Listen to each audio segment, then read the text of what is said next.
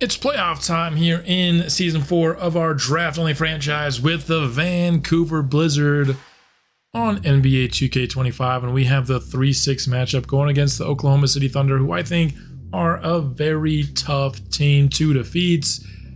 Just like I did last season, I am kind of taking over the team that we're going against and creating a custom lineup that I think gives them the best shot at beating us. I think having the advanced kind of game plan kind of stuff going on both sides of the court really helps enhance the level of play in the playoffs. And for this series, the Thunder will decide to keep Chet Holmgren at the 5. There was some belief that they might switch him to the 4, and if Saramago gives Williams troubles, I think that could easily be something that they try as early as next game. But for right now, OKC electing to just start their best 5 players. This is the lineup that they will be going with here for this game 1 at the very least.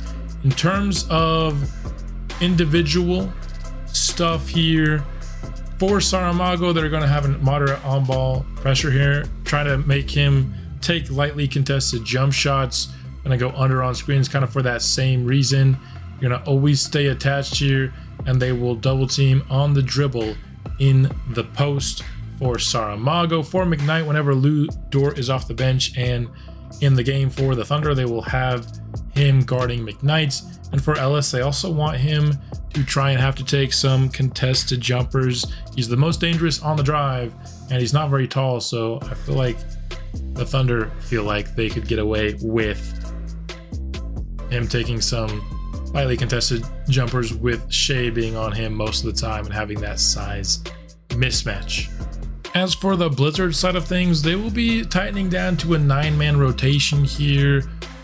Clayton Rodman, it was important to get him minutes this regular season in order to try and help him develop, but now that it's playoff time, I think he just didn't quite show enough to warrant playing in these games just yet. Lonzo Ball back into his backup point guard role, as well as playing some 2 guard as well. We'll up the minutes for Ellis in this series, and Leonard Miller will have to play some minutes at the 3 as well.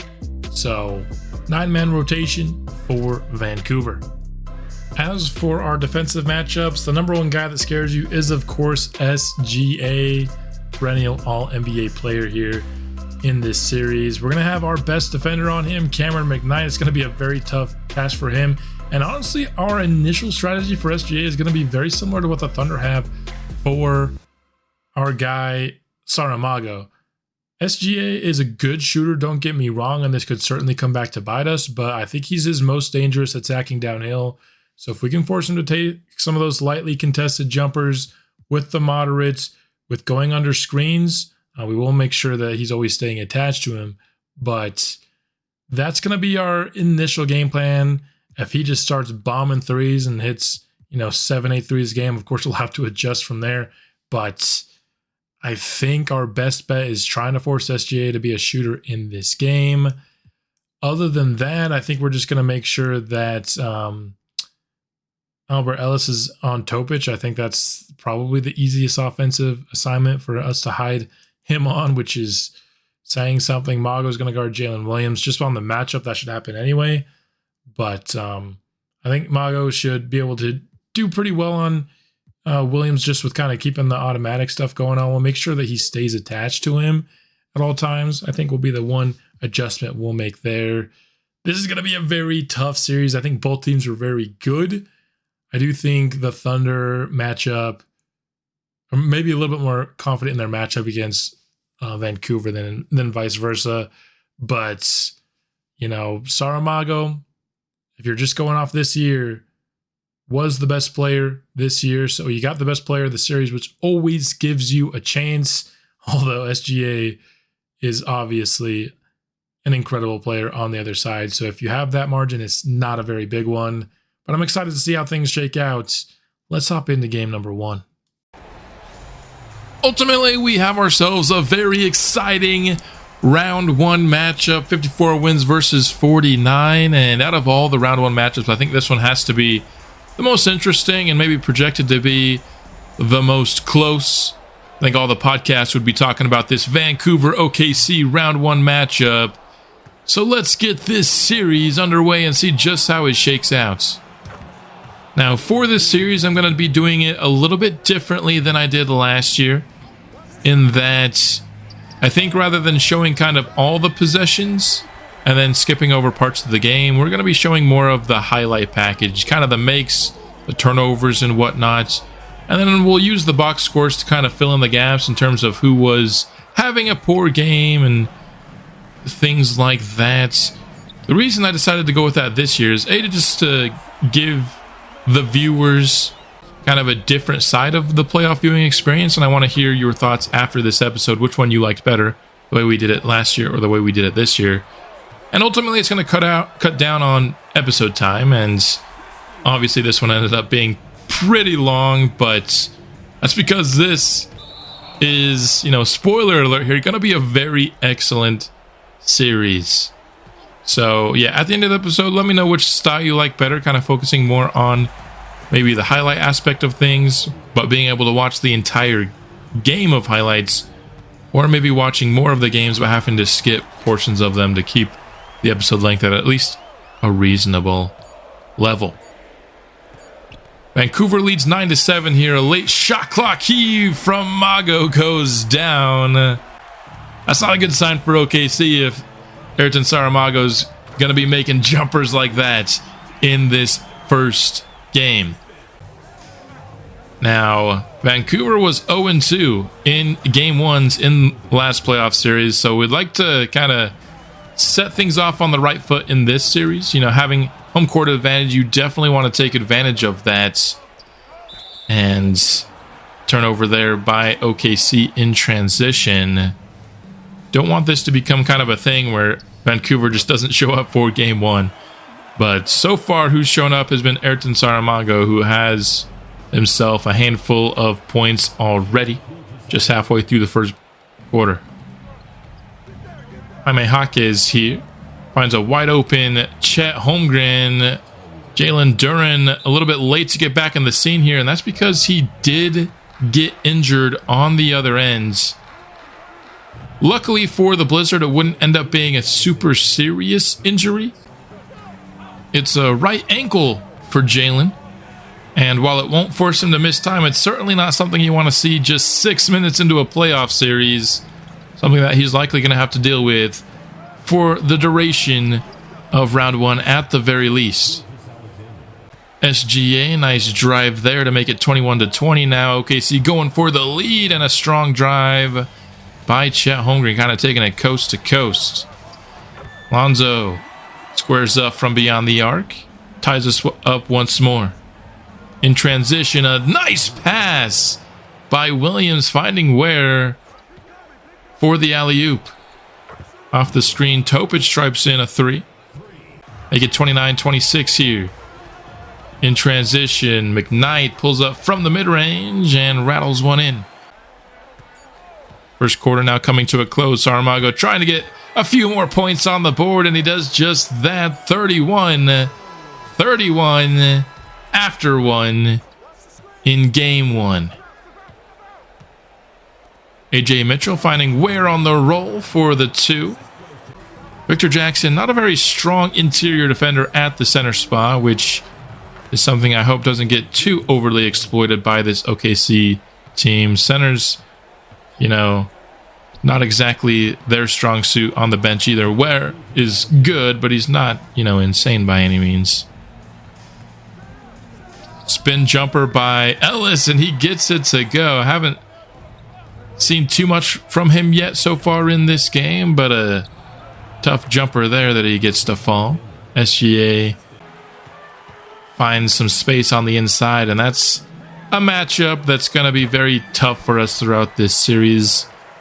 When we face OKC in the regular season, SGA had his way with Ellis, so we got to be paying close attention to that. And you know, we've made it so that Ellis shouldn't be matched up against SGA too much based on our strategy, but there's just going to be times when it's going to end up that way, kind of no matter what we do.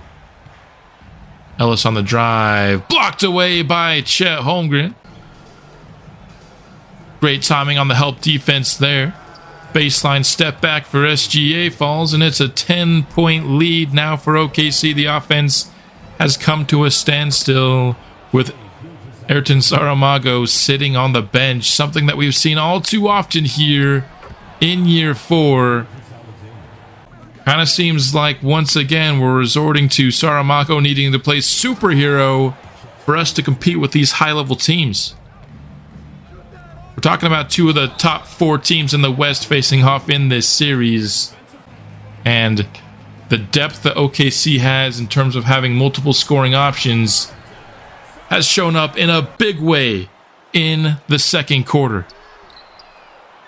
McKnight carves into that lead. A few more points here, now down to 13. McKnight again on a catch and shoot, and 6 straight points is getting the crowd excited here in Vancouver.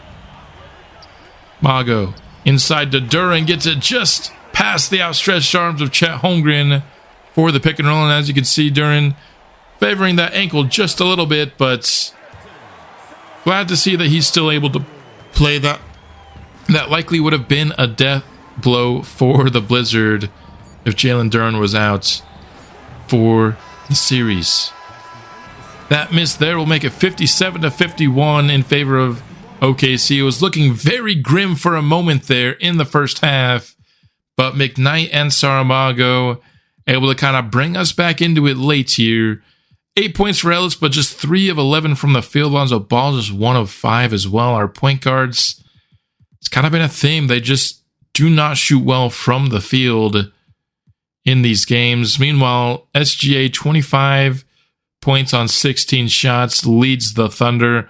5 of 6 from Holmgren as well, has been very efficient. Those two killing us in the first half. Can we tighten up our defense here in the second? Jalen Williams, relatively quiet in the first half, gets things going early in the second, but Saramago overpowers him on the other end with the drive. Mago once more, fouled on the jumper, gets it to go anyway. Mago definitely getting the better of Williams so far in game 1. Gets another and one here. This time it's SGA on the foul. Just his first of this game though, so no worry of foul trouble there. Ellis spinning, trying to go over the top, but 6'2" just isn't going to score over the top of Chet Holmgren. I mean, you can try to go for the foul, but not going to be super reliable. McKnight from deep off the catch, and another 3 ball there. We're getting a solid game from McKnight here. Just need more from Ellis, I think, is going to have to be the difference in this game. Turning the ball over here. Mago inside, has Jaime Jaquez on him. A couple of pump fakes. Short on the layup, but gets a second chance. And gets it to go. 27 points now on the night for Saramago. SGA. Excellent in the first half. Gets a 3 ball there to go there, and all over Jalen Williams. Chet Holmgren as well, late to the party. Saramago slams it on both of their heads. Nice move on the drive by Chet Holmgren. He's been pretty impressive in this game, I must say. Both on defense, making plays like that with his blocks and his steals, but also some nice plays on the drive, as well as an assist to Williams there in transition. Durant able to use his strength to get that basket there. We're all tied at 69. Nice. Almost as nice as that Jaime Jaquez poster. Trying to get some revenge on what Saramago did earlier. I'd still give Saramago the edge when it comes to comparing posters, though. Topic makes it a 4-point OKC lead here. Mago with another driving dunk. He is having his way in the paint here. Jalen Williams not having a good night guarding him. OKC needs to find a better method of guarding Mago here down the stretch. A steal by Lonzo Ball. Couldn't get anything out of it, though, so Topic lines up another deep ball, and he gets it to go. Few free throws put us at 85-77 here down the stretch, and with 0.3 seconds remaining, Saramago with another last second basket to try to make this a close game here heading into the fourth. Ellis with a nice jumper off the dribble. We're going to need more of that here in this fourth quarter while Mago sits for the first 4 minutes. Jackson in the post, trying to score over Pokuševski. Spinning, pumping, and scoring inside. Lou Dort with it. Pick and roll with Pokuševski. Gets by Leonard Miller on the drive. And a nice pass makes for an easy finish. Beautiful screen there by Jackson. Leaves Ellis all alone on the baseline for two. Pick and pop here. Leonard Miller top of the key. That three is up and in, and it trims it to just a 3-point OKC lead. Holmgren to SGA. Back to Holmgren here on the inside, and he had Albert Ellis on him for some reason, so that's an easy basket. Topic. Blocked away. No, that was not blocked. It looked like it was blocked to me. Instead, it's a score by Topic. I don't know why that looked like a block to me in real time, but Saramago answers there. 41 on the board for Ayrton Saramago. Chet Holmgren in transition gets an easy basket and extends the lead 99-92. Missed there by SGA. Hauled in by Saramago. Christie in transition drills the basket, and with 3:48 remaining, we have a 4-point game. We're watching the rest of this one out. We'll only be watching the highlights up until kind of this 3-4 minute mark in the fourth quarter, and if it's close by then, at that point, we'll slow things down and watch the rest of the game. This is where the team really struggled last season against the Houston Rockets. We checked in on them in the regular season for an episode, and it didn't look like much has changed. But can we pull things together here in the playoffs? That's a decent look by Saramago, but a little bit too much mustard on that jumper. Jaquez, one-on-one against McKnight, gets the ball right back. Down to 10 seconds on the shot clock here. Looks like they're trying to set up a three for Williams. He has space, and he has 3 points on the board. Timeout by Vancouver. Need to come up with a good possession here. Do not want to let this game out of their grasp here. If it becomes double digits, it becomes very difficult to come back and win. So we need a score on this possession. Mago on the drive, gets fouled. Fourth on the day for Jalen Williams. Mago hits his first. It's been the MVP here of this ball game for the Blizzard, as he always is. Probably going to need some help here down the stretch from his teammates to come back and win this one. Again, I do not want to have a reputation of a team that's never ready for game one of these series, but the defense is really failing us down the stretch. OKC continues to get good looks and continues to make the most of them. Quick three for Saramago. No good. Rebounded by Nikola Topic. SGA. Out to Topic. Now Williams with the ball. He's defended by Ellis. Holmgren. Catch and shoot. It falls, and that makes it 12 points. The difference. Under 2 minutes remaining. Things are looking dire for Vancouver. It'll be a reach-in foul by Hawkins. Thunder still had one to give, though, so it will not result in free throws. Ellis with it. They're trying to set up Mago in the post. He gets it now. The double comes. Takes a shot off of it. Tried to use glass, but that's a miss. Once again, just failure to execute down the stretch in these games. It's coming back to bite Vancouver.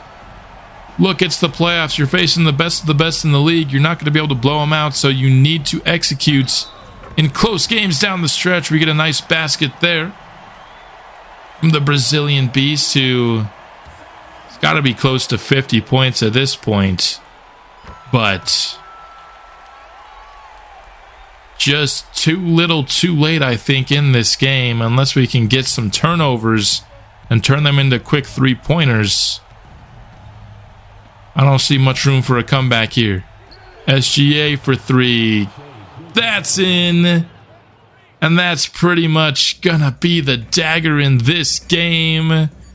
112 to 102 will be your final, and Vancouver Blizzard dropped to 0-3 all-time in game ones.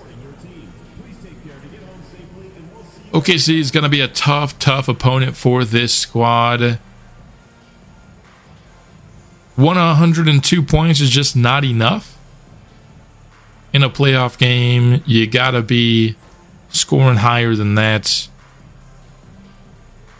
The offense really failed us.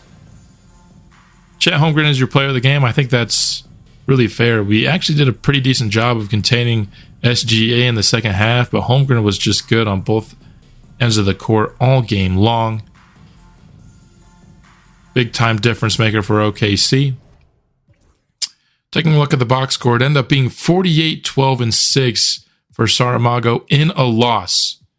5 of 9 for McKnight is pretty good, but 5 of 19 for Ellis, with 1 of 9 for Lonzo Ball.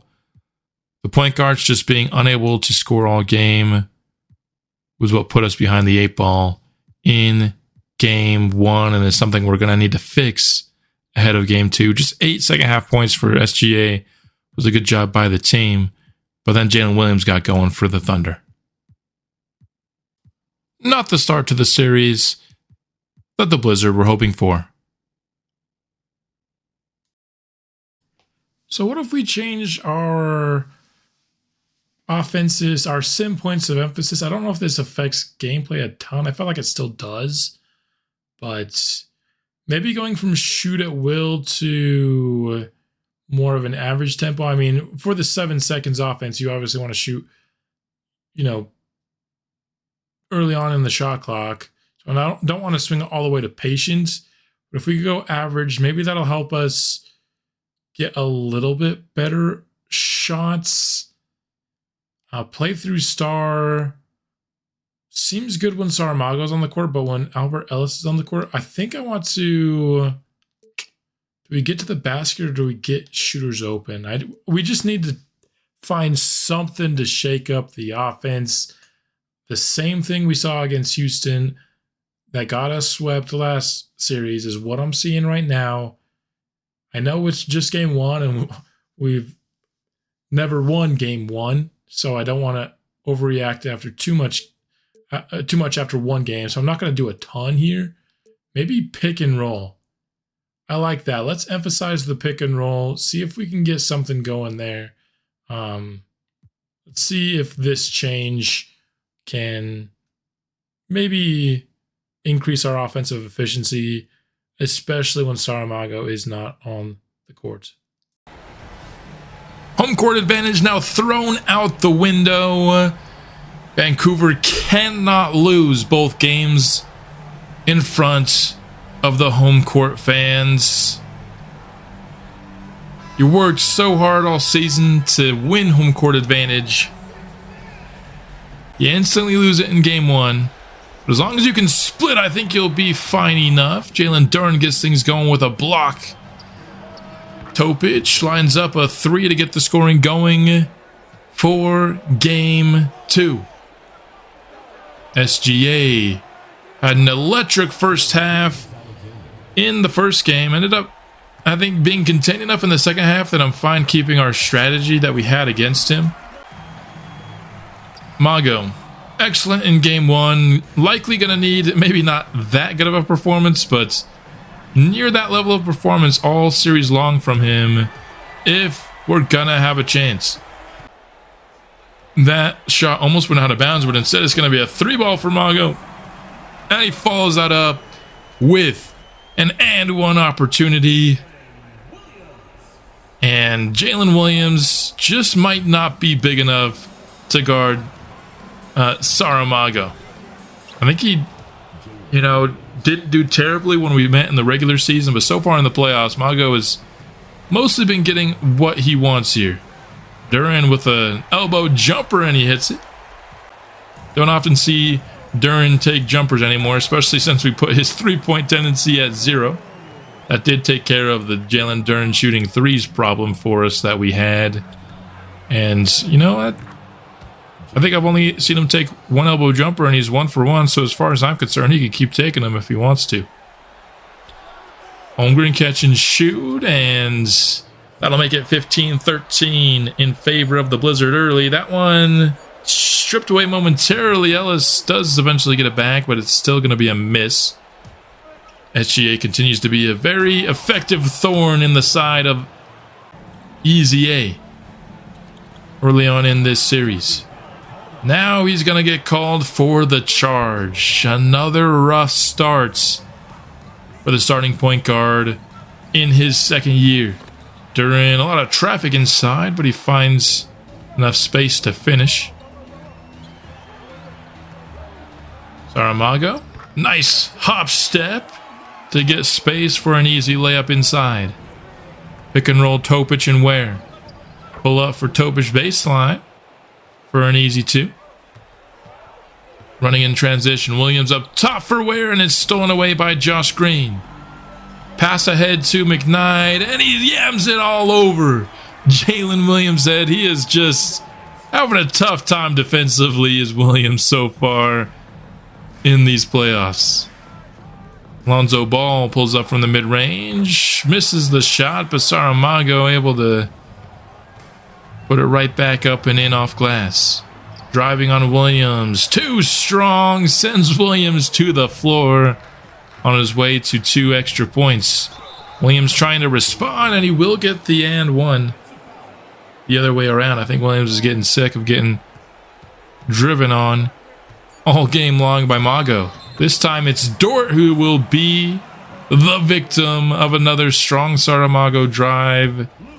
He's starting off game 2 pretty much exactly like he did last game, being aggressive, being efficient, and being the reason Vancouver will take a 19-28 lead into the first quarter break. But how will we do in the second quarter? That's really the problem with this team, isn't it? As Albert Ellis throws it straight to Kel'el Ware, but Pokusevski gives it right back. What can we do when Saramago's not on the floor? It's been the big question mark really all of year 4. I feel like even last year we were better when Saramago was off the court than we are this year. You'd see Lonzo Ball would get shaken up, would have to come off the floor, which would mean Dame Lillard would get a couple minutes in this game. That's the first shot he's taken all year in a spotlight game, and OKC is starting to come back here. Still nothing doing really offensively until that Max Christie 3. Puts us back on top by 9. Nice pick and roll there. Victor Jackson went for the steal and missed. So Pokusevski was all alone on the inside for an easy basket.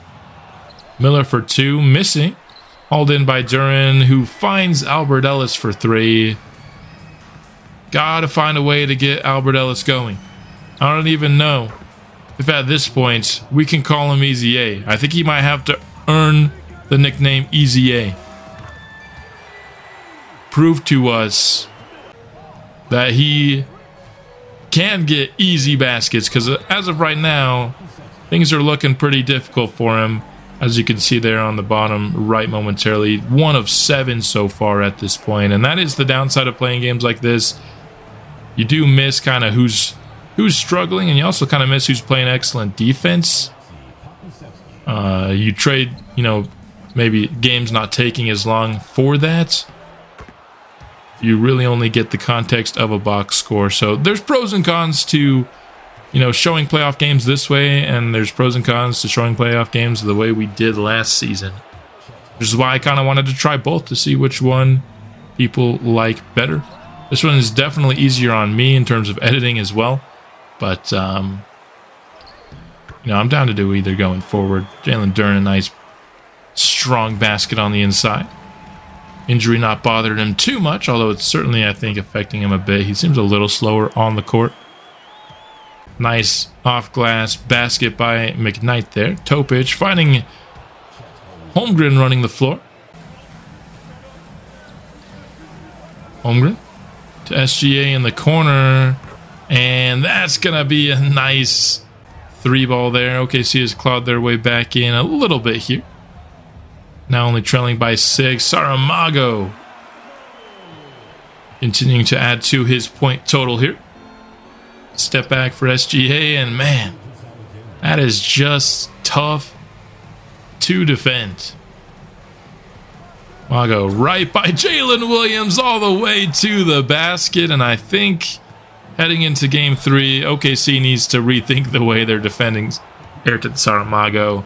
Jalen Williams is giving it his best shot, but he can't guard Saramago. I think that's been established through 2 games.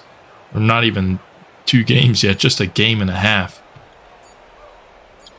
First half comes to a close. Ellis nearly making the half-court plus shot, but Vancouver will take a 55-49 lead into the break. Good defense of the half, keeping them under 50.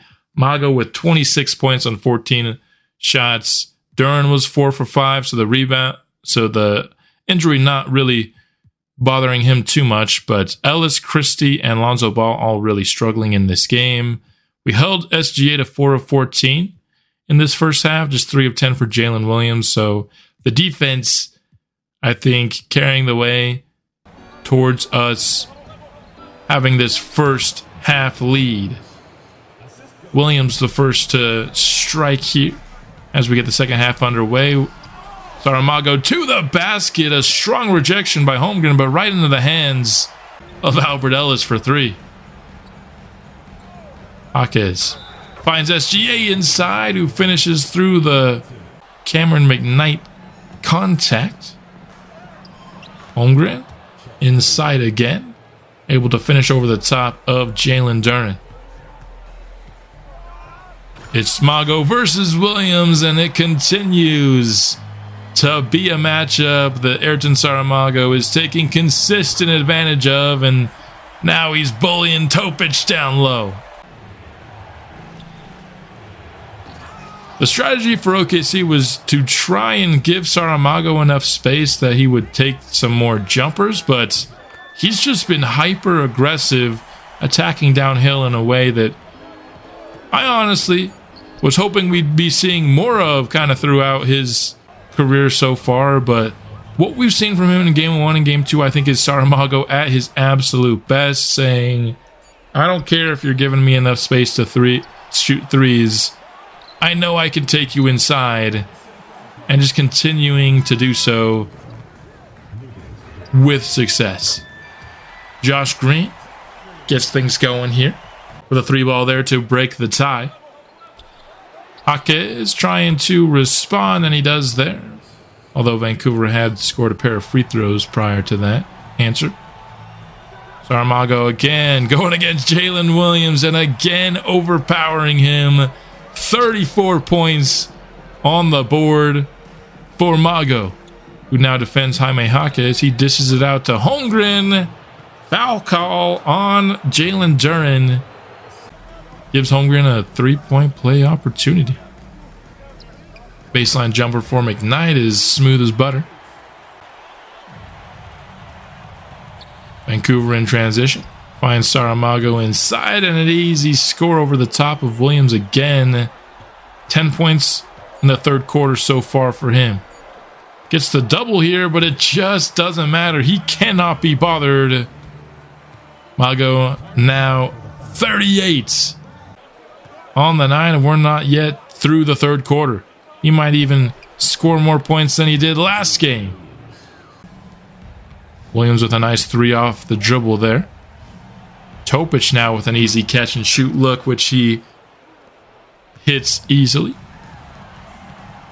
Inside once more, Saramago gets the double. This time finds his wide open teammates, who makes the most of it. Luckily for Lonzo Ball, much like it was for Jalen Duren, not a super serious injury, though he hasn't really been great even when fully healthy so far in this series. And Mago just coast to coast.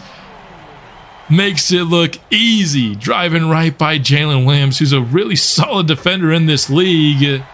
He's just not big enough to cover Ayrton Saramago, who adds to his point total yet again at the end of the third with a 3 ball. Vancouver will take an 8-point lead into the break. 92 points on the board. That's only 10 less than they had through 4 quarters last game. The offense is looking better. It's because of Ayrton Saramago. It's not because anybody else is playing all that well. It's just Saramago has put it on his plate that they are not losing 2 in a row at home.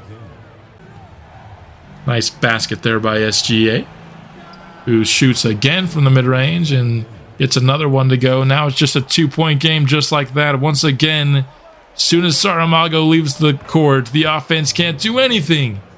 0 points in the last 2.5 minutes. You saw it there.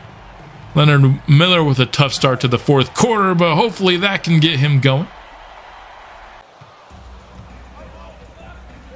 OKC finds Khalil Ware. That's a nice pass by Pokuševski, getting it up top so that Albert Ellis couldn't really bother it. Ellis hits the shot to break the tie. We desperately needed that one from him. Now he's isolated against SGA, though. Doing a nice job defensively, honestly, but it doesn't matter. SGA is just that good. Pick and roll. Saramago back in the game and instantly back to scoring here. Vancouver holding a 3-point lead, but Shai Gilgeous-Alexander gives Cameron McKnight his 5th foul. Mago with a mid-range. Now the ball back in his hands again. Wouldn't rather have it anywhere else. And he fouls out Jalen Williams with 5.5 remaining. Mago, maybe his most dominant performance yet we've ever seen in his astounding young career. Open 3 here. Nice unofficial screen by Jalen Duren, who picks up the miss and puts it right back up and in. From the baseline, SGA pulls up for a 2, and now he's on fire. He has 35 in this game. It's been the 2 superstars, both trying to put their teams on their backs here late. McKnight, much needed 3, and he comes through for the squad. It's a 6-point game, and once again we have slowed things down here as we have another close game down the stretch. And Vancouver finally executes when they need to. McKnight having a tough game against SGA, but he gets a nice stop there. That was a beautiful contest. Ellis with the ball here. Finds green light on the wing. Into the hands of Saramago. He's attacking downhill again. And he's getting to the basket for another 2-handed slam. This time it's Khalil Ware who can't guard him. I don't think it matters at this point who you put on Saramago. He is feeling it just too much in this game. He can get to the rim on anybody. 8 points is the lead here. SGA will bring the ball up. Cameron McKnight has 5 fouls. Would like to avoid a foul out here in the last couple of minutes. Another good stop. Duran finding Saramago inside. Holmgren with a nice contest. Probably didn't need to be that quick with a shot there. Could have been a little bit more patient, although I'm not going to fault Saramago for taking really probably any shot with how he's played here in game 2.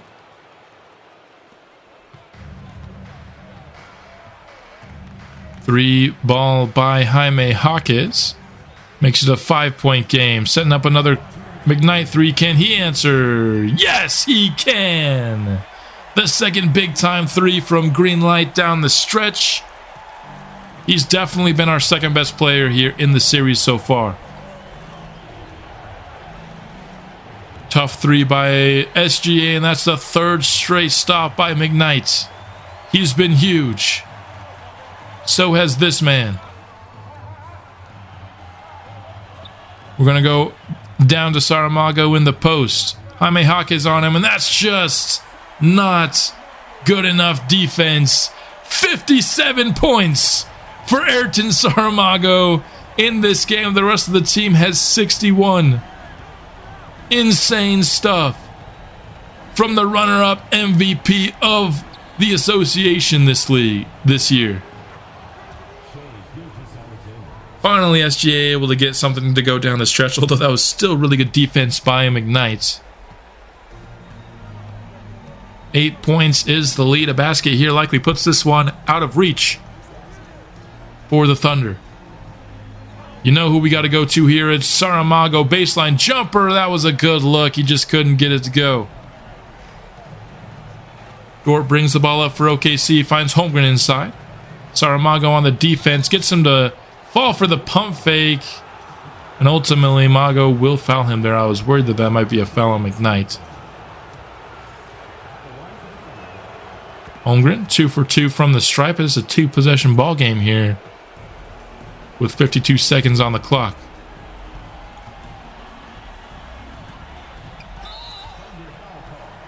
Foul there by Topic. I think they still had a foul to give, so not a terrible decision there. Ellis. Looks like they're trying to foul again. Double team comes from Mago.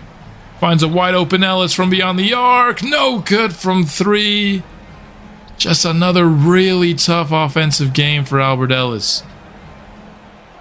Holmgren puts up a 3, just missing it.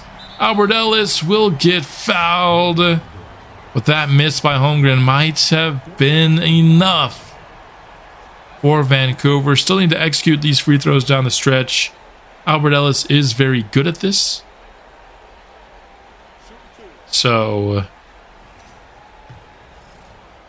you have to bank on him at least making 1 of 2, and he makes the first one there. 3-possession game once more. And he goes 2 for 2. Showing up for us there at the stripe, despite his tough shooting performance to start this series. 8-point game here. It's pretty much now or never for OKC. Topic pumps into a shot there. Too strong on it. And that'll pretty much wrap up Game 2. Vancouver rebounds with a victory after a heartbreaking loss. Mago, 48 points in a loss in Game 1. 57 in the win. And this game is back tied at 1 apiece as we head to Oklahoma City. What a game for Saramago. What a finish for Cameron McKnight. Those two combine to give the Blizzard their first series win.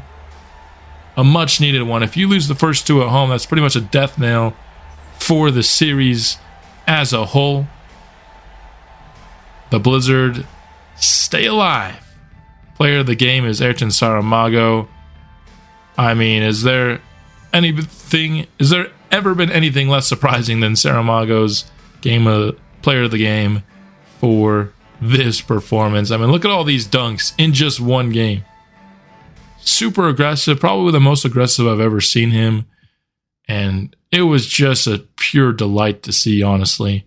22 of 36 from the field. McKnight was 5 of 6 in this game. 3 of 17 from Ellis. He's been struggling so much to score over SGA.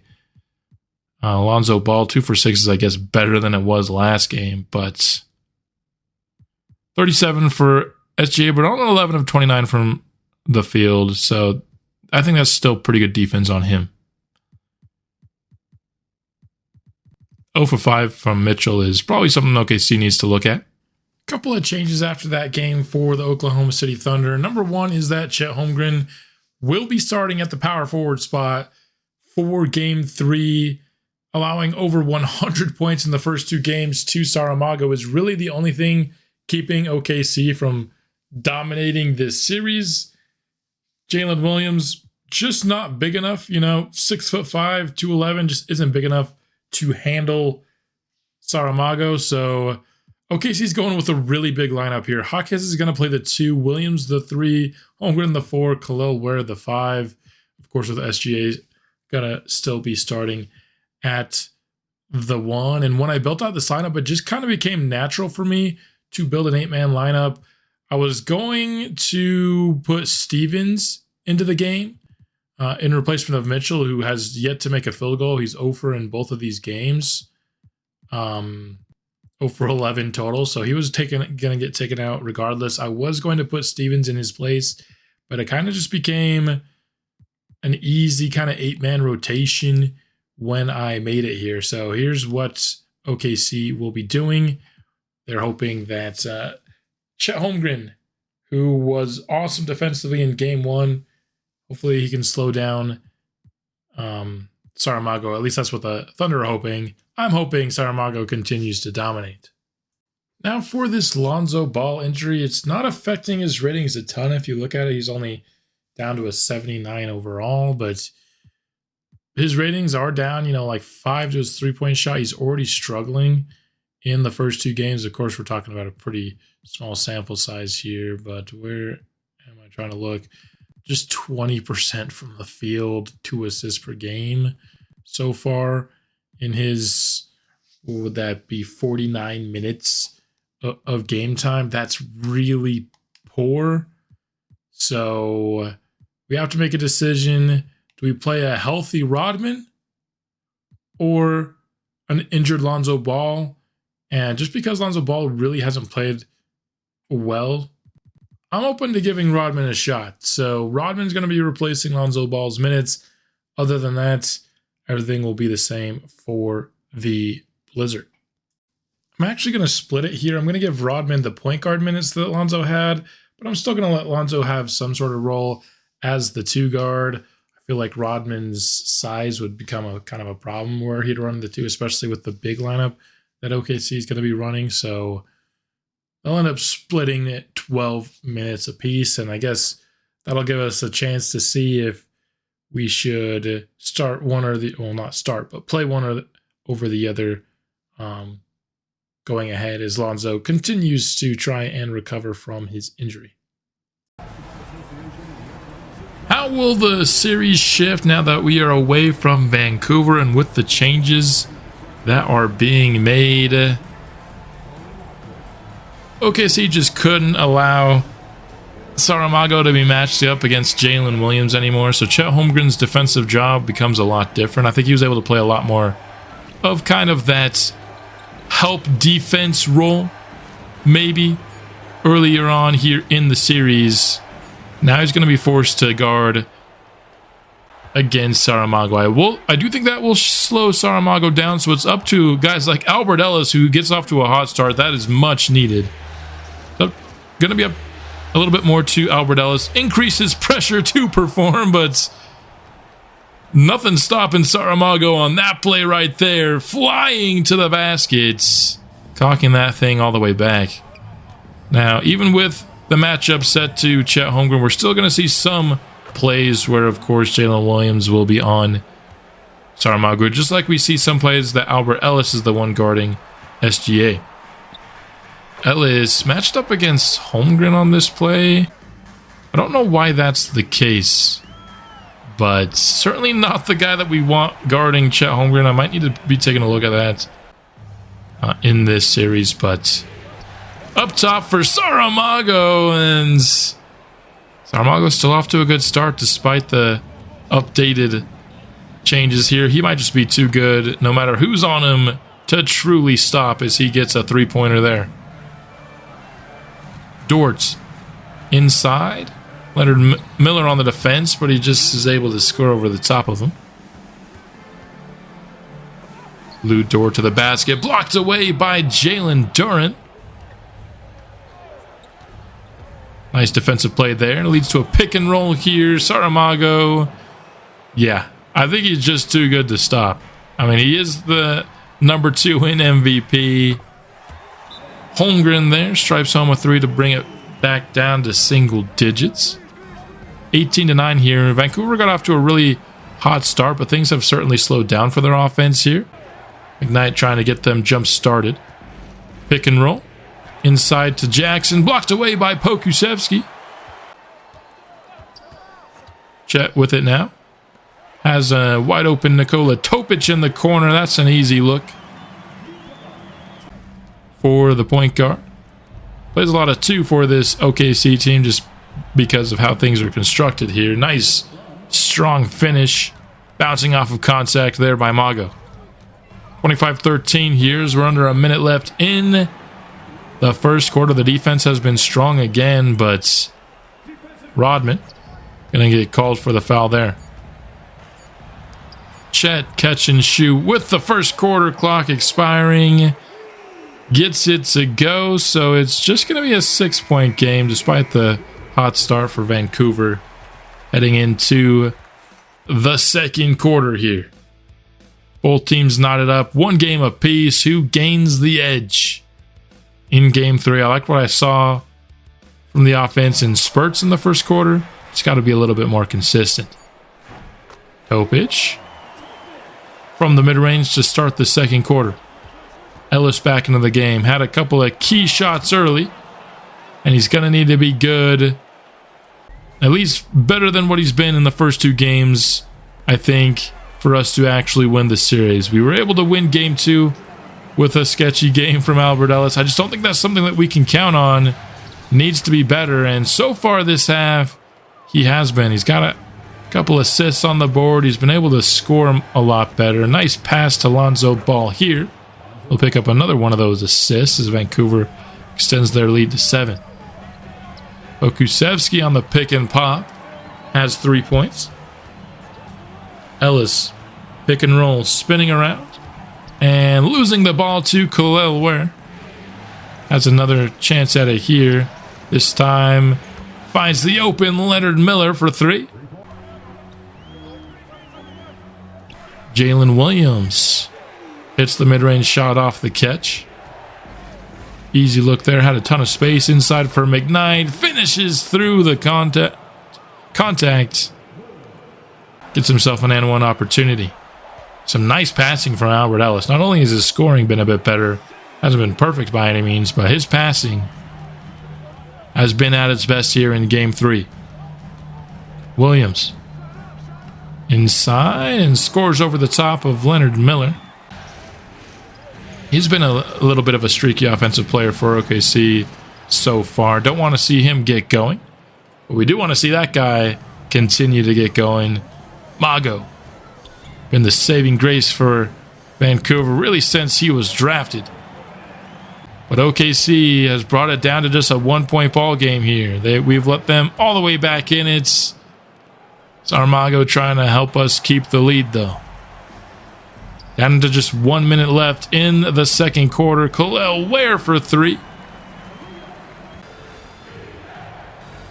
They're on top of the key, setting up a Screen for Saramago now, who pulls up from beyond the arc.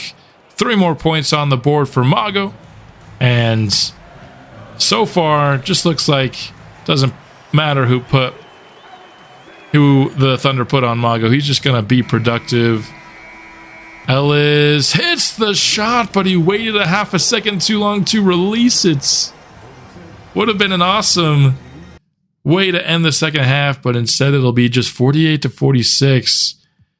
Just a good defensive game for both sides. Nobody really being all that efficient. 3 of 5 from Williams is good for certain. 21 points on the board for 11 shots for Mago is obviously really good. 10, 5, and 7 for Albert Ellis. He's on triple-double alert at the half. That's by far the best he's been. He's still just 3 of 8 from the field, but that's better. He's usually like 3 of 15 by the end of these games. Jalen Williams step back, ties this game up here to kick things off here in the second half. Williams again. This time swings it out to Holmgren, who hits the jumper right in front of Ayrton Saramago. Mago now finds Albert Ellis for 3. Catch and shoot is right down the barrel. Vancouver trails by 1. Double team comes from Mago, forcing the miss. But Jalen Duren able to pick up the rebound, leading to a Cameron McKnight jumper. Vancouver back on top. Jalen Williams trying to change that, and he does.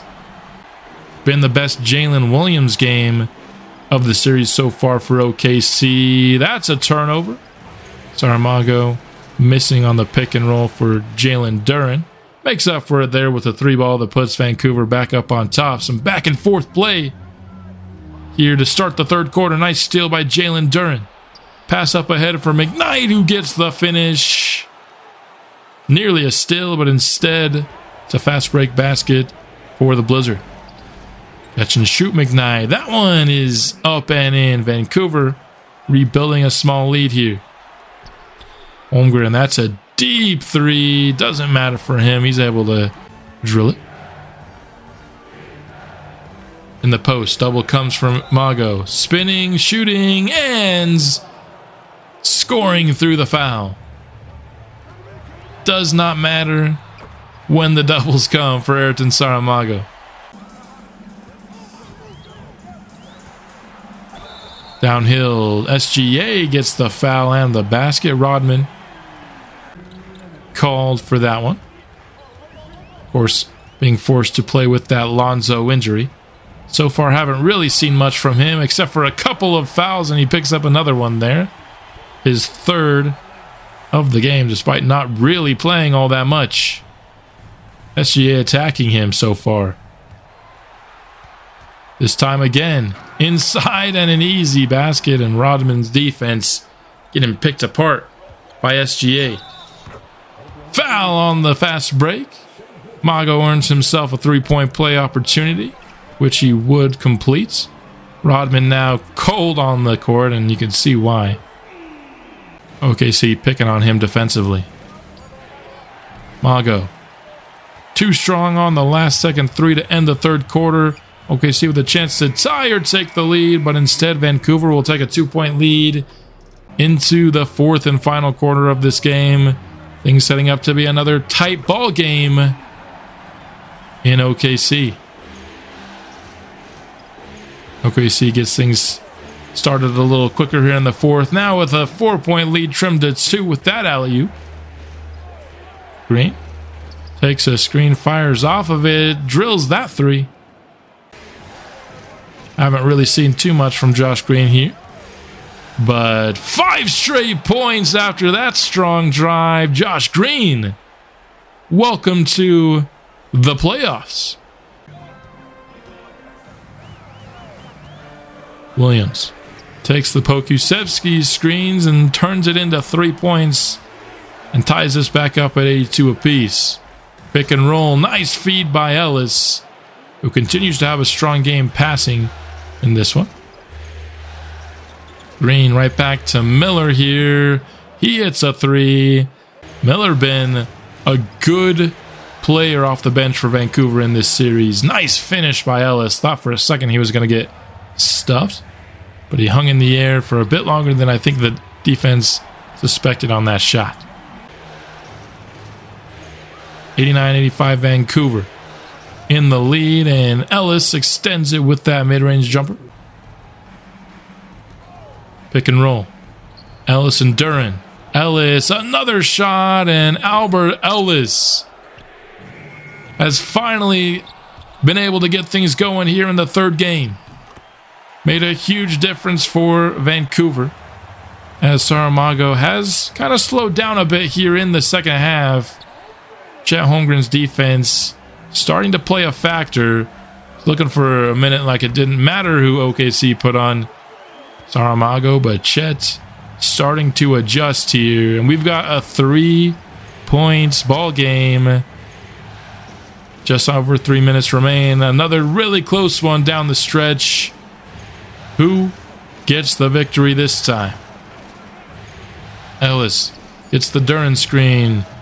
Forces up a 3 with the shot clock running down, and Vancouver all of a sudden in another scoring drought here. OKC trying to take advantage of it, come back and take the lead. Need a basket desperately. McKnight feeds it to Ellis. Driving inside, and he draws the SGA foul. And you can't get things going offensively. Sometimes you just got to get to the line. 20 points for Ellis is by far his best game. 7 of 16 from the field. Still below 50%, but it's just barely below 50%. You know, he's one make away from 50%, so that's really what you want from Albert Ellis. I don't expect him to shoot 60% from the field by any means. But what he's given us today is exactly what we need. We just need to finish this game off now. Good defense there to force the miss. McKnight going the other way, finds Saramago, but a good contest there by Holmgren to force the miss, and that's really what he's been doing for this entire second half. Getting these really good, timely contests on Saramago to make things difficult. We're under 2 minutes now. Vancouver leads by 5. Looks like they're trying to set something up for Saramago, but that was just clunky all around. Instead, it goes to McKnight for a 3. Big time basket by Greenlight. McKnight extending the lead by 8. He's been really clutch in the last 3 minutes of these ball games.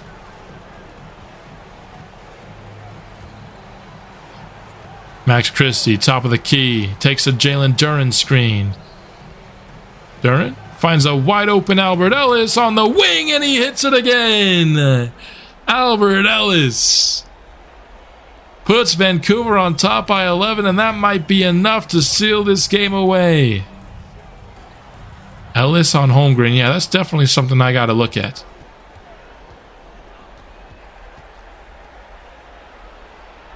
Saramago. Back to Ellis here. Shot clock down to 10. And it looks like everybody just wants Albert Ellis to shoot it every time he passes it. He gets it right back. Goes inside to Jalen Duran. Nice, strong finish. That's Jalen Duran's first points of the game. Nice 3 there by Chet Holmgren, but will it be enough? It's like OKC's electing not to foul. They might just let this clock run out. They might know that it's too little too late here. They'll allow Vancouver to just run the play, and they're pretty much giving up on this ball game. Vancouver got excellent games from Ellis and got an excellent game from McKnight as well. They really picked up a lot of the slack in the second half for us. That's ultimately going to be the difference here in this game. We also played some excellent defense here. They'll call Mago on the foul there. But holding OKC under 100 points in this game is going to be another big-time factor into this Game 3 victory, but things did not look good after Game 1. Losing at home, despite an awesome game from Saramago. It's going to be back-to-back victories for your Vancouver Blizzard. That'll give them the series lead 2-1. And just like that, home court advantage is back.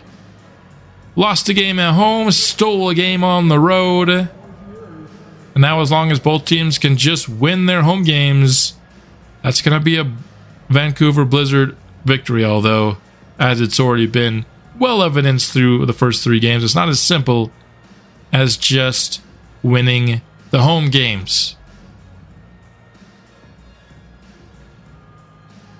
What this game showed me is that when we're getting a good game from Albert Ellis and Cameron McKnight, it's going to be tough to beat this team. Saramago was really shut down in the second half of this game. I wouldn't say shut down, that might be a little harsh, but certainly slowed down. But when Albert Ellis can come out and win player of the game, that's just going to be a team. That's just going to be a game that we're going to win, I think, 9 times out of 10. 6 of 21 from the field for SGA, so I think we did a nice job stopping him, and that's, of course, going to be a big-time difference. I mean, Saramago still have 36, 11, and 4, so I don't want to say he played bad by any means. He certainly didn't. He was 8 for 11 at half, though, just for some context. 25, 7, and 13 for Ellis. 24 and 5 for McKnight was the difference in this game. Those two combining for 49. I just don't see how we're ever going to lose when we get a game like that from those two.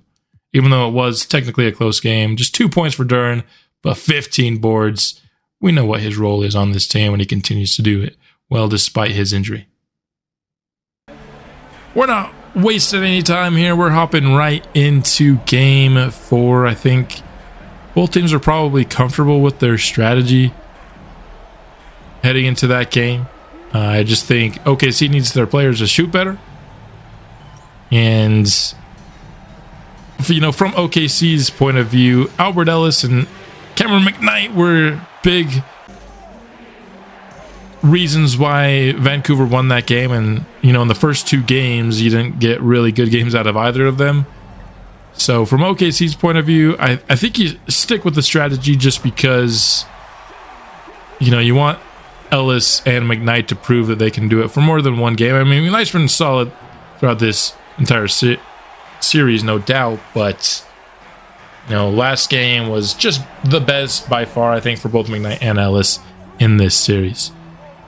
So, Vancouver with a chance to really take a commanding lead in the series and prove why they were the 3 seed compared to OKC's 6 in this game. It's been back and forth heavily throughout this series, but Vancouver's won 2 straight, and things looked really good for them in game 3 with kind of everybody stepping up and contributing to a victory. OKC jumping out to a pretty early lead in this one, though. Mago too strong for 3. Duren gives it to Leonard Miller, who makes it on the second chance opportunity. Miller again. 2 straight triples for the backup power forward. Hopefully getting this offense jump-started, which had started extremely slow here in game 4. That's an acrobatic finish by SGA around the defense there. In transition, Saramago stop and pop for the short range 2. OKC leads just by 2 here. Nikola Topic is a little stop and pop of his own, as you saw there for just about half a second. 5 of 16 to start this game for OKC. Holmgren with a block on Saramago. And Holmgren looking to continue his strong defense that has been really helping OKC throughout this series. Hoping he can get some more stops on Saramago in this game. Going to be just 19 points on the board after 1 for the Vancouver Blizzard. And they'll trail by 5 leading into the second, and 1 for Albert Ellis. Let's hope he can continue some of the momentum that he built in game 3 here. Lonzo with it, playing through injury, finding Victor Jackson on the roll for the 2-handed slant. Good pass there. I was expecting Lonzo to be a little bit more of a passer when we signed him in the expansion draft. He's turned into a guy who takes a ton of off-the-dribble threes. Still a decent passer, don't get me wrong, but I was hoping for a little bit more plays like that consistently, and that's kind of why we drafted Clayton Rodman to hopefully eventually replace Lonzo. Not that Clayton Rodman's a great passer himself. Topic got Ellis to bite on the pump fake and gets to the rim off of it. OKC leads by 4. Strong drive by Ellis, using leverage to get by Topic. That's a good basket there. When you're undersized, you need to make good use of leverage, and that was a great example of it right there. Step back 3 by Jalen Williams. Jackson takes it strong to the rim, draws the foul, and gets the basket. We don't see stuff like that much from Victor Jackson. I wish we saw it more. Duren. He'll get doubled down low. Finds the wide open Max Christie off of it. Max Christie been pretty quiet in the playoffs so far after having a really solid regular season. OKC takes back the lead there, courtesy of the mid-range jumper. Up top for Khalil Ware, and that's a nice pass by Lou Dort. Halfway now through the second, 37-34. Lonzo. Didn't think he was going to be open there, but the Nikola Topic attempted still left him wide open in the corner for 3. SGA pulls up, and too strong. Khalil Ware, though, with the follow-up. 37-40. McKnight now is the one all alone in the corner for the Blizzard, and he drills the easy jumper. Back and forth now here as we head down the stretch of the second quarter. Lead back in the hands of the Thunder now. McKnight for 3. He answers it right back. The lead changing hands practically every 30 seconds or so. And that's going to go off the glass and in for Jalen Williams. Pick and roll here. He has Khalil Ware matched up against Albert Ellis. That's a mismatch, and OKC takes advantage of it. Pick and roll now for Vancouver.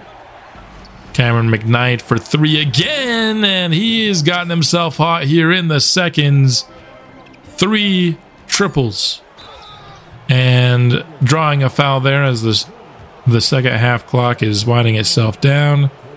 This could be 13 points in the first half for Greenline McKnight, providing a much needed offensive spark here. Vancouver takes the 2-point lead. SGA will hoist up a final second shot, but Vancouver will take the lead into half in what has ultimately been another very competitive game. Neither of these teams in any of these games has really gone on a massive run. I mean, we did have OKC lead by 17 or something at some point in the second quarter in one of these games, but other than that, it's been really competitive. Just 3 of 12 by Saramago. Holmgren has done an excellent job wrapping him up in this game so far. But in response, Cameron McKnight has done an excellent job picking up the mantle. Now 16 points on the board for Green Lights. Jaquez for 3. That's the first basket of the half for the Thunder. McKnight, another triple down the board. That's his 5th of the game, or maybe even 6th. Jalen Williams gets another one of those mid-rangers to just kind of hang on the rim for a while and eventually drop in. Ellis in isolation against SGA. I don't really love that matchup, and the result there is not entirely unexpected. Holmgren, catch and shoot triple. Easy look for him. Mago, have to get him going in the second half, I think. Need him down the stretch to be efficient. He's kind of really our entire offense down the stretch of these games. What was Saramago doing right there? He just left Holmgren. Was he going for a steal? If so, it was a really weird attempt. Rodman gets the basket to go inside. He's been relatively quiet offensively for the team. McKnight attacking downhill on Lou Dort. Gets the layup off glass. Vancouver leading by 4. Pull up for Holmgren. Had the space to drill the easy mid-range jumper. Vancouver leads by 2. Trying to extend it here. Jalen Duren with a powerful slam through the contacts of Lou Dort. Nice feed to get him there too. Duren again spinning this time and finishing with the left. Excellent play from Jalen Duren, who had just 2 points in the last game. Though scoring, of course, isn't his main role here on the team. Pokuševski off the dribble jumper falls. Poku once more with it. This time pulling up from beyond the arc, and he gets another one. OKC now leads by 3. Up top for Poku, and it's been a run of Pokuševski baskets here. He hasn't really done too much in this series, but all of a sudden here in Game 4, picking up the assist there, and he's been responsible for this OKC run. SGA attacking downhill, finishes through the contact of Clayton Rodman. Pump. Double pump by Saramago. That definitely fooled Holmgren, and that's a nice basket for our superstar, who just has had his worst game of the series, unfortunately, and that's why OKC leads by 11. Mago misses on the 3 there. That would have made it single digits heading into the 4th quarter, but instead there'll be an 11-point deficit that we need to erase here in the final period. Miller for 2. Gets the scoring going for the Blizzard. Williams catch and shoot. Easy basket for him. Got to do a better job fighting through that screen. Ellis takes a Victor Jackson screen. Pulls up for 3 behind it and bouncing in for 3. 93-80. Williams matched up against Ellis. Hits the jumper after using his strength to create space. Handoff to Lonzo. Back out to Miller. Shot clock at 2, and Miller hits the 3. Miller been pretty consistently good for us so far off the bench, which is something we desperately need, is some reliable bench play. It feels like that's been very difficult for us to find. But Cameron McKnight gets another 3 on the board there. Now gets the steal. Has Jalen Duren up the courts for the easy slam, and Vancouver has brought it back down to 4. Jaquez with it. Finds a wide open Khalil Ware. Rimming around. Gets that mid-range jumper to fall. Saramago. That 3 ball. Makes it a 1-score ball game. We've climbed back into this one. SGA top of the key. Responds right back. Extending the lead back to 6. Mago in the post. 3.5 remain. Gets the baskets. 2 points. Ball game. Saramago up to 21 points on the night. Just like the previous 3 games, Game 4 is going to come down to the final few minutes. Who can out-execute the other team? That's going to be a foul. McKnight's 4th. Sending SGA back to the line. He's been a guy who has been able to pretty consistently get free throws in the series, which is, of course, the strength of his game in real life as well. 104-100 here as we hit the 3-minute mark in Game 4. Setting up a 3-ball for McKnight. That's a great look, and he drills it. Cameron McKnight, 31 points to lead the Vancouver Blizzard. It has been a long time. I don't know if we've actually ever seen McKnight drop 30 in a game, but his 3-ball has been feeling it all game long. From the baseline, the pump fake fools McKnight there. Now he's just a foul away from fouling out. Crafty scorer is SGA, who goes 2 for 2 from the free throw line.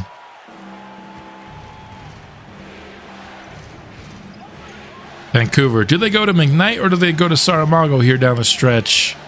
I think you can't really go wrong with either selection. It looks like this one will be drawn up for Saramago. Pulls up for three. No good. It just misses. That would have tied this game up. Jalen Williams now has Albert Ellis on him. They'll swing it over to SGA. Can't get that sixth foul here. Step back. Breaks McKnight's ankles, but he can't finish on the play. McKnight with the rebound brings the ball back out. Mago on the wing. Holmgren on him. Trying to drive past him, but Holmgren playing some shutdown defense. Now the Blizzard need to come up with something. It's going to be a Max Christie three. And that's exactly the kind of possession that OKC wants.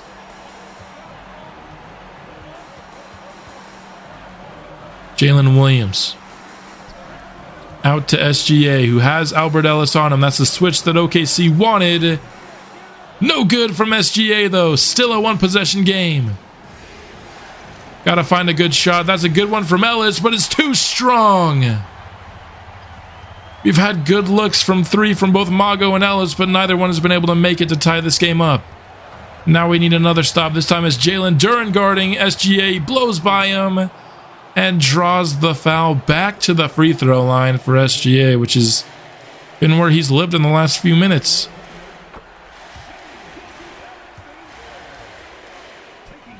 First one down for Shai Gilgeous-Alexander. The 2 for 2 extends the lead to 5. The offense. I haven't minded the execution in terms of finding good looks, except for that one Max Christie shot, but we're just not making our shots. We'll take the timeout here to try and draw up as good of a play as possible. Wouldn't mind giving green light another look at 3 here. If I was the coach drawing up a play. He's been our best player in this game scoring-wise. Been our most consistent shooter, and I think a 3-ball would really help the team here. Let's see what Coach Powers draws up. It will be McKnight as the inbounder. Still 19 seconds on the clock, so you got plenty of time to come up with the play that you want. Saramago on the wing. He's going to drive inside. Pump fake on Holmgren. That's a nice look. That's a nice look, and it'll make it back to a one-score game. 40 seconds remain. SGA, step back from the free throw line, and that's kind of where he's gotten warmed up here in the last few minutes. He knows exactly what that free throw line jumper feels like. Mago, good look from 3 again, but it's off. Just too many missed threes from the Blizzard in the final 2 minutes of this game. And with a make here from where it'll be a 3-possession ball game, which might just be enough to put it away, and he does go 2 for 2. 7 points is the OKC lead. Part of our problems in the past have been just not being able to come up with good shots on the stretch of these games. That wasn't the case here in Game 4. It was just, it's a make or miss league, and unfortunately we just missed our looks. 1 too many times, 2 too many times here. Didn't go to McKnight enough, I think, down the stretch. I can never fault a team for going to Ayrton Saramago, but I think we needed 1 or 2 more plays drawn up for Cameron McKnight in this game. He was the hot hand. And even when you have a player the caliber of Ayrton Saramago, when you have a hand that's as hot as Cameron McKnight, he has to take more shots in the final 2 minutes of the game. And this game is back even 2-2. Just a super feisty and competitive series between 2 of the 4 best teams in the West. Between OKC, the Blizzard, the Spurs, and the Rockets. Those are, I think, the only teams that you can truly consider contenders in the West. Unfortunately, we had one of the teams that's a contender match up with us in the first round.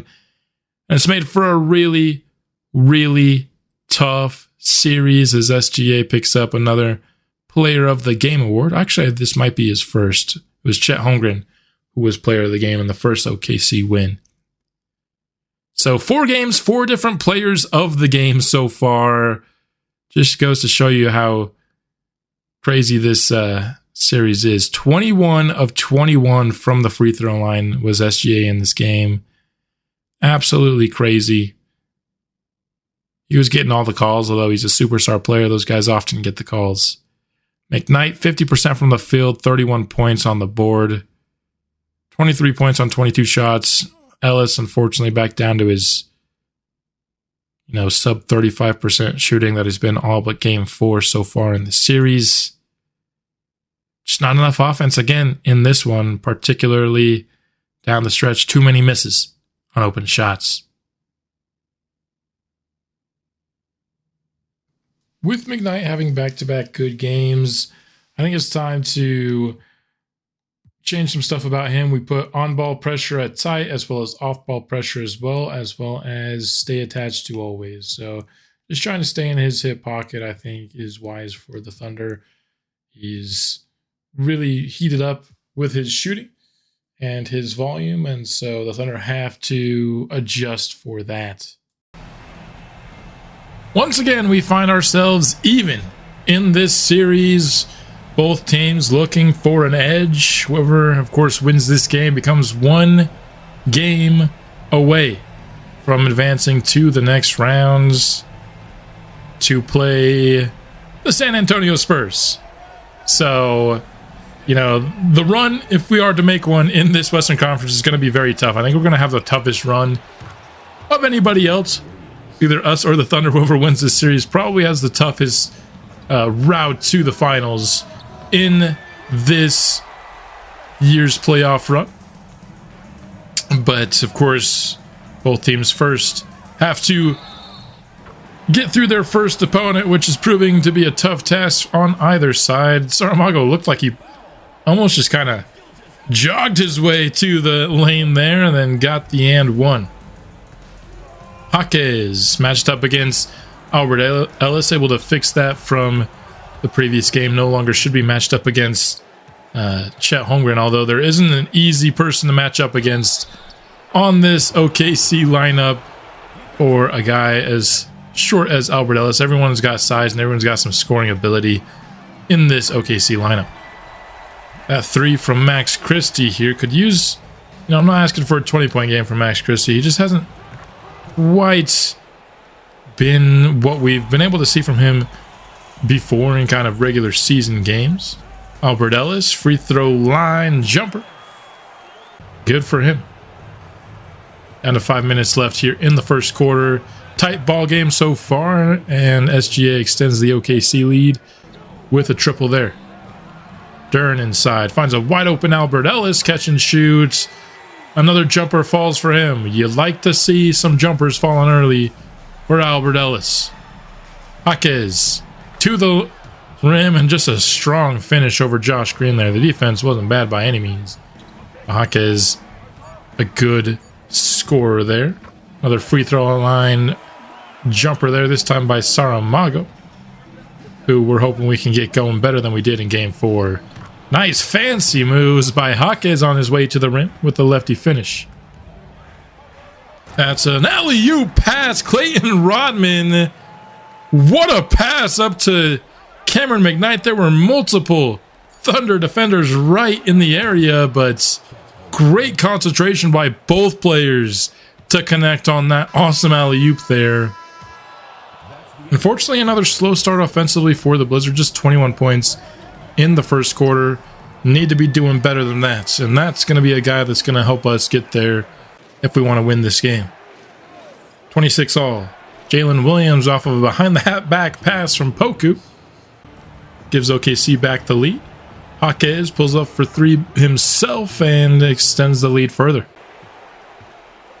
Running in transition, Albert Ellis finds Leonard Miller down the lane, and a nice finish there. Miller, been a really good bench player for us in this series. You gotta give him his flowers for that. What a poster there by Jaime Jaquez. Send Victor Jackson flying back on the grounds. Hawkins has done that a few times here in this series. No good on the initial take there by Duren, but Albert Ellis with the putback. Pick and roll. Lonzo and Duren.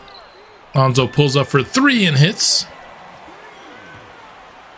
Tight game here halfway through the second. Duren gets a double. Back out to Lonzo again. Like to see Lonzo hitting some threes. He has not been really good in this series at all either. Our bench, for the most part, apart from really Leonard Miller, has kind of struggled scoring the ball, which has been a really bad sign for this team. Leonard Miller hits another 3. His three-pointer has been falling really well here off the catch against the Thunder overall throughout all games so far. As Lonzo so far having his best performance of the playoffs. Ellis, tough 3 there, a nice late closeout, and Duren with the board picks up an assist to Saramago. In the post, double comes for Mago, finding a wide open Albert Ellis, who is getting hot off of the catch here. He doesn't have that catch and shoot specialist badge or set shot specialist, whatever it's called in this game. That's hurt him oftentimes in games that we've watched this year, but certainly not held him back in this game, as Vancouver will take a lead into the halftime break, 52-46. A nice second quarter for the squad defensively. Held OKC down, and then we got some good baskets. 5 of 16 at the half of it for Ellis is not good, but 15 points total. He's been able to hit some 3 balls, which has really helped him. If he could just pick up the efficiency and keep kind of a similar volume in the second half, I like our chances of winning this game. Only one Thunder player in double figures, and that's SGA with just 13. So good defense in the first half. Hawkins gets himself to double figures with that 3 ball. In the post, Mago finds Albert Ellis. He continues to be reliable with the catch and shoot jumper in this game. Nice drive there by SGA to get the basket. OKC running the floor. They have SGA taking a 3 ball, which he hits. Right back down to a 1-point ball game, but some free throws extend back that Vancouver lead. Chet. Acrobatic finish around the much shorter Albert Ellis. Ellis now on the drive, pulls up from just inside the free throw line, hitting another jumper. Most of Ellis's success this year, it feels like, has been coming on his drives. Hasn't been able to get the drive going at all in this series, so he's been relying more on his jumper, which normally has not been working, but today it has. 6 points, Vancouver lead cut to 4 on that pick and roll with SGA being the roll man. Not often do you see that for OKC. What a cross over by Topic. Created a ton of space there on the drive. SGA taking a wide arc on the double pick and getting a wide open 3 off of it. OKC takes their first lead of the second half.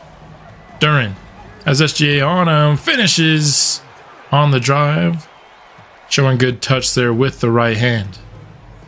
Poku to SGA. He has Rodman on him. That's been a favorable matchup for OKC every time he's out there, and it works again for the Thunder. Green gets a wide open baseline look, and it goes around the rim and in for the vet wing. On the drive, SGA gets by Rodman again. This is something that during the editing I noticed a lot more. How much success SGA was having against Rodman defensively. When you're watching the whole game, I feel like it wasn't as noticeable as it is once I kind of cut up the highlights, and it seemed like SGA was kind of getting his way with Rodman in these games. Had I noticed it as much when I was recording as I do now when I'm editing, I might have just taken Rodman out of the lineup sooner, but Unfortunately, it just wasn't something that, like I said, was as readily apparent to me when I was watching the entirety of these games. Regardless here, as we head into the fourth quarter, it's a two-point ball game, excuse me. And once again, we're looking like another tight finish might be on the way here in Game 5. Ellis, strong drive, getting around Pokusevski for the lefty finish. 22 points on the day now for Ellis. This time he finds the open Leonard Miller, top of the key, barely gets that three to fall. Ellis now from the corner, another three ball from him. This Game 5 starting to look a lot like a Game 3 performance from Ellis, which of course he was a driving force behind that win. Vancouver leads by 1. Ayrton Saramago back in the game, and he gets a nice finish on the pick and roll. Under 5 minutes remain. 82-86. Jaime Jaquez. That three is up and in. Looked like a for sure miss initially, but he does get it to fall for him as Albert Ellis responds back. 85-89. Khalil Ware with it. Driving in on Jalen Duren. And eventually finds the angle for the baskets.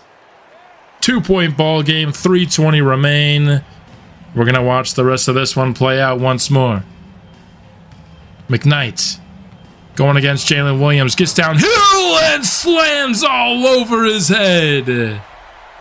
Oh my.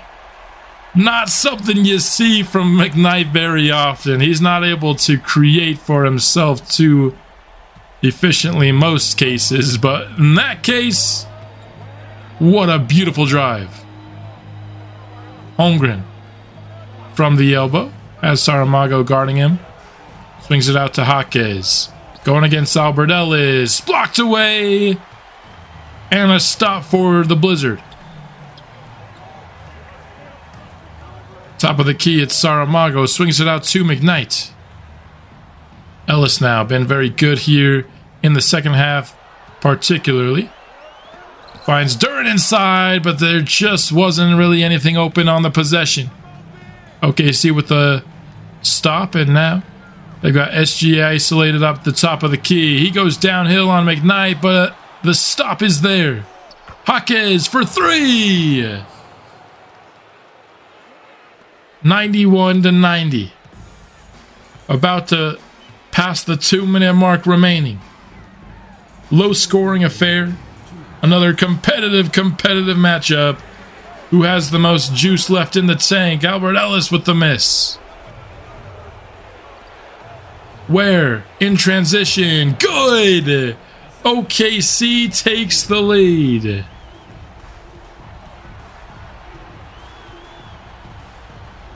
Mago with it. He awaits a Duren screen. Pulls up for the jumper, and he hits the long ball, falling to the ground. Could have been a 4-point play. But a massive three by Ayrton Saramago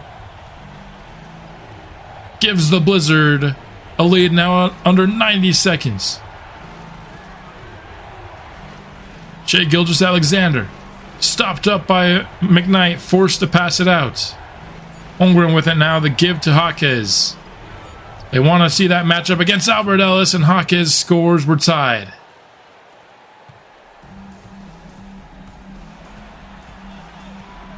Big time possession here. What do we draw up? Gonna go inside to Mago. That's gonna be a miss. Rebounded by Holmgren, and now OKC has a chance to retake the lead. Need a stop here. Screen. SGA, the spin, and the finish. OKC takes the lead. 48.5 seconds remain. Just another tough game, man. Feels like every basket is earned in these games. The defense is good. And they're going to punish you if you don't find a good shot. Albert Ellis. Looking to set up Mago in the post. He doesn't get the first attempt.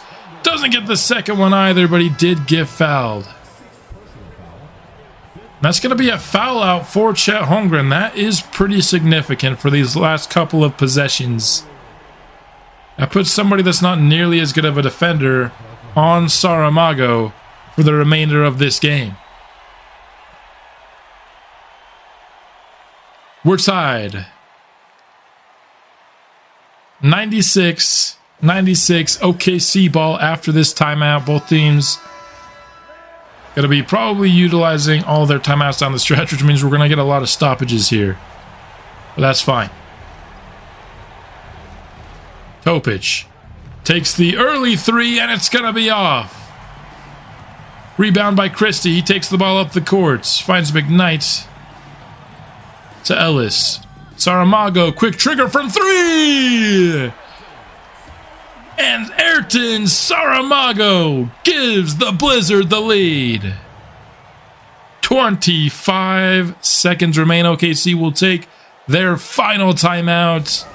Saramago coming up clutch down the stretch with these last two possessions. Don't want to lose the second of 3 games so far at home. Can we get this crucial stop to get our 3rd win in the series? SGA inside to Topic. Who's going to get called for the offensive 3-second violation in the final seconds. What a blunder by the Thunder. OKC will be forced to resort to fouling here. And that's a very good free throw shooter they're sending to the stripe. McKnight trying to instill some confidence in the young man. The biggest free throws yet of his career. If he hits just even one of them, it becomes a 2-possession game. First free throw is good. Albert Ellis has struggled for most of the series, was good in game 3, was good again today. And he might have just iced this game, going 2 for 2 from the line. OKC not quite dead yet, though. They do need this 3 to fall from Topic. No good. Off of a couple of pump fakes, and that's pretty much going to be the Vancouver victory. Ayrton Saramago clutched down the stretch. Some nice stops as well.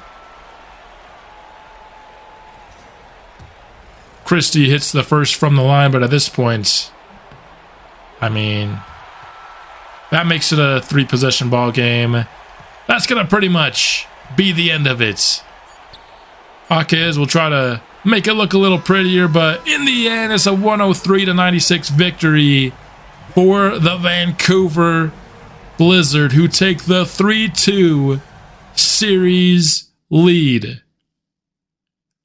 1 win away from securing a win in what has been just an absolute heavyweight battle in round 1. Rarely do you see a round 1 series that is this competitive and good with this level of superstar talent. It's been a very, very fun series, and I'm excited to see just how it finishes up. Your player of the game will be Ayrton Saramago, his second such player of the game of this series. Well deserved. He has been fairly consistent. Really, game 4 was his only non-dominant game that we've seen so far. 34, 10, and 5. Just 9 from 23. Wasn't excellent by any means. Albert Ellis, remember, he was 5 of 16. So he was 5 of 9 in the second half. Ends up with 30 points. Leonard Miller was really good in this game. McKnight just 2 for 7. You're hoping for better. But ultimately, we did enough to pick up the win. Which means we're hopping right into Game 6 action. Vancouver, a game away from sealing the victory. Now, I did make a couple of adjustments for OKC. Just for the sake of time, decided not to record me making it. I thought I'd just explain it to you here. The first is that, as you can see, Nikola Topic back in the starting lineup here. They're just going with their starting five. They'll either win or lose, but they want their best 5 players starting. And then in addition to that, their superstars like Holmgren and SGA are getting their minutes increased alongside of that. It's live or die time for the Thunder, so of course they're going to do and play their players, you know, for large chunks of this game to try and secure the victory. So far, so good, as OKC leads 9-5. Nice pick and roll here with Mago and Duran. Leads to the Duran flush. Double off of the post play, and Albert Ellis, who started to pick things up as this series has gone along, gets his first 3-ball. Jalen Williams, no good, but Holmgren with the offensive rebound leads to a second chance 3 by Shai Gilgeous-Alexander. Mago feeds it into Duran, and that's a nice play by the Brazilian beast. Post again, this time going for the fadeaway, rims around and falls in. For Mago, good start to the game for him, both scoring and passing. He adds to it here with a 3-ball. Vancouver leads 17-14 as he hit the midway mark of the quarter, and one there for Topic there. Will send him to the line for an and 1. Topic, another 3-ball here. I think OKC's realizing they should have been starting him all along. SGA, step back from the mid-range. We've seen that so many times in this series already. Stolen away by Dort. Gets the ball here in transition and blocked away by Leonard Miller. Good recovery there on defense. Topic, another 3. He's been on fire here in the first quarter and has built OKC this lead. Holmgren, pump fake, gets Victor Jackson to fall for it, and that clears up the lane for an easy slam. McKnight stops and pops for an easy 2. Under 3 minutes now left in the first. Mago crossing up. SGA on the drive, and then with the nice finish. He thought he got fouled. I thought he did too, if I'm being honest. Dort takes the Holmgren screen. Finds a wide open Pokusevski in the corner, and he delivers for 3 Thunder points. Step back by SGA. I mean, Rodman was actually playing some pretty good defense there. But SGA on a step back mid-range is pretty much unstoppable. As is that man right there, Saramago, who gets the last second baskets prior to the end of the first quarter here in OKC. Vancouver trailing by a bit. They have some work to do, and Lonzo with a nice flush off of the Albert Ellis assist. Williams isolating against Miller. He'll pull up for the jumper and hit. Pick and roll. Lonzo on the drive, hop step, and no good, but he got the tip back up and in on the rebound. Nice touch there on the touchback, and Khalil Ware showing some nice touch of his own. Ellis takes a screen from Miller and fires off for 3. Up and in. Tie ball game here, 37 apiece, but now OKC leads by 2 after a couple of free throws, extending it here with a Jaime Jaquez and 1. Topic was excellent in the first quarter. Trying to continue that pace here in the second. Has to come up with something here with the shot clock winding down. Comes up with the and 1. A lot of whistles in favor of OKC in this game. Ellis in transition drills a triple. A really desperately needed basket for the Blizzard, who are starting to fall behind here in this second quarter.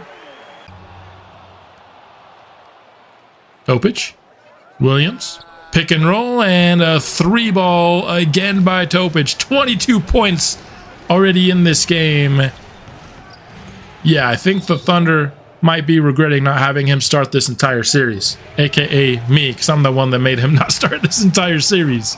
What a pass up top for McKnight, who's shown just a knack for being a great lob threat kind of throughout his career, but really has shown it off in this episode quite well.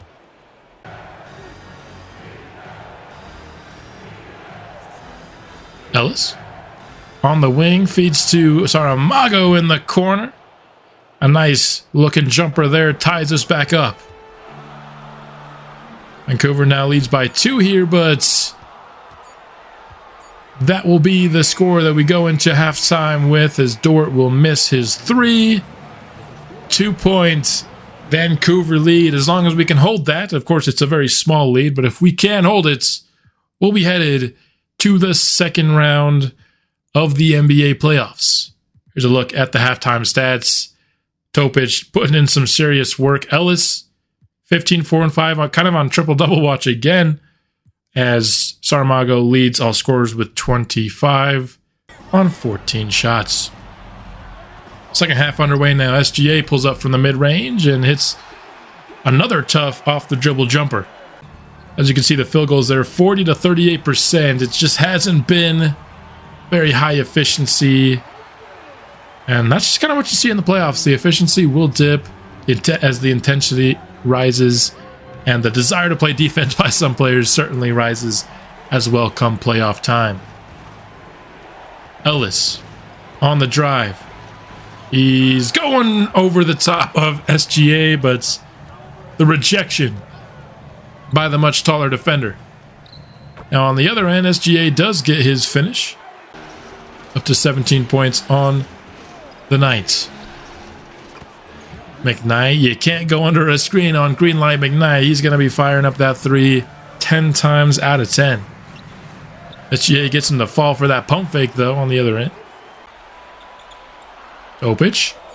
Been a star here in game 6. Missed that one, but Holmgren able to snag the board and get the second chance 3, courtesy of Jaime Jaquez. The pass to Mago for 3.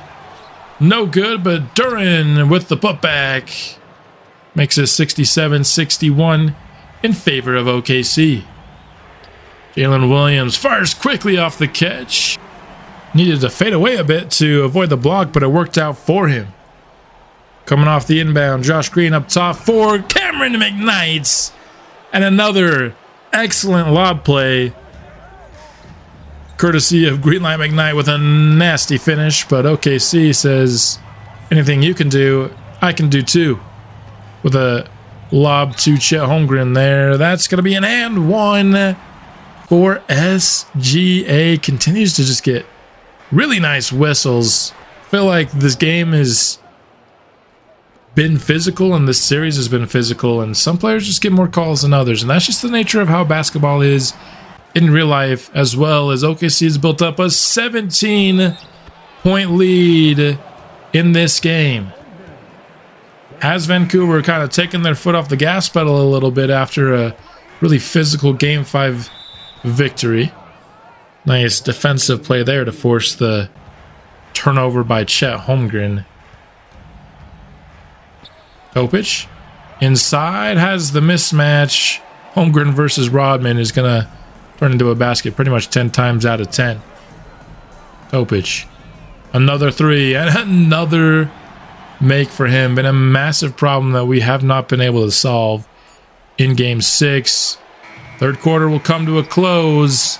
15 points is the deficit, the largest we've ever had coming into the fourth quarter in this series for either team. We'll extend to 19 points there with that SGA basket. Nice moves inside by Ellis to get a finish with the left. Dort just kind of backpedals into a easy 3-point look. Defense didn't seem all too concerned with guarding him there.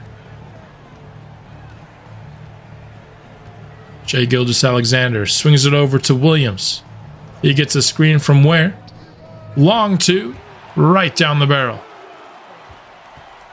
So far, unable to cut into this lead at all here into the fourth quarter, and I think 19 points with like 8 minutes remaining. We could pretty much call this one a game. The first time we've had a game that did not come down to the wire. didn't have it on either side of the ball tonight. Nikola Topic decided to become just an absolute beast in this game. When you take a look at kind of what he had done previously in this series, he had a decent game one, but just explodes in this game. And that made the difference. I mean, you're going to get a performance like that from Topic. Kind of like when we get a great performance from Ellis, it's hard to beat us. If you're going to get a great performance from Nikola Topic, it's going to be hard to beat the Thunder in a series that's been so close when he hasn't been, this massive factor. Solid game from Ellis, although he kind of didn't shoot all that well. Mago did his thing as per usual, but 0 of 6 for Victor Jackson was really tough. He's hasn't had a lot of success here. But with that being said, it all now comes down to Game 7.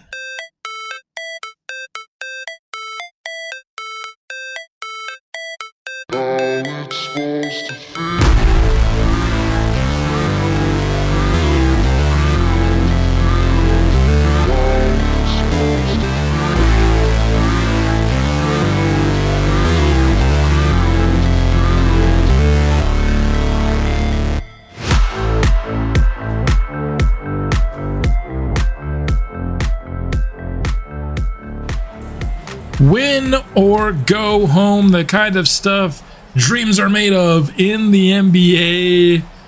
And it just seems like the right way to end a series that has been this competitive. It almost had to go to Game 7. As much as I was rooting for us to get this one over in 6, not only to have to edit one less game, but also to keep our season alive.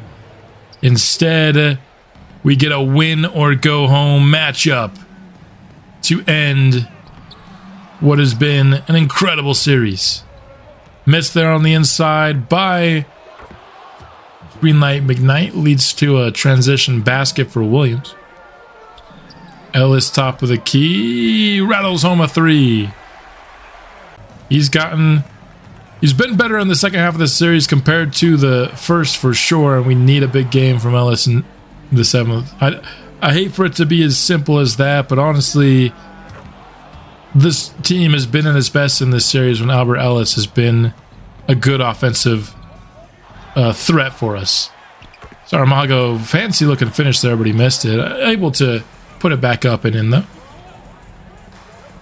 Williams from the wing hits another triple, making it 13-7 for OKC early, and then Saramago hanging on the rim, doing what he does best. Pokusevski just has no chance against Saramago.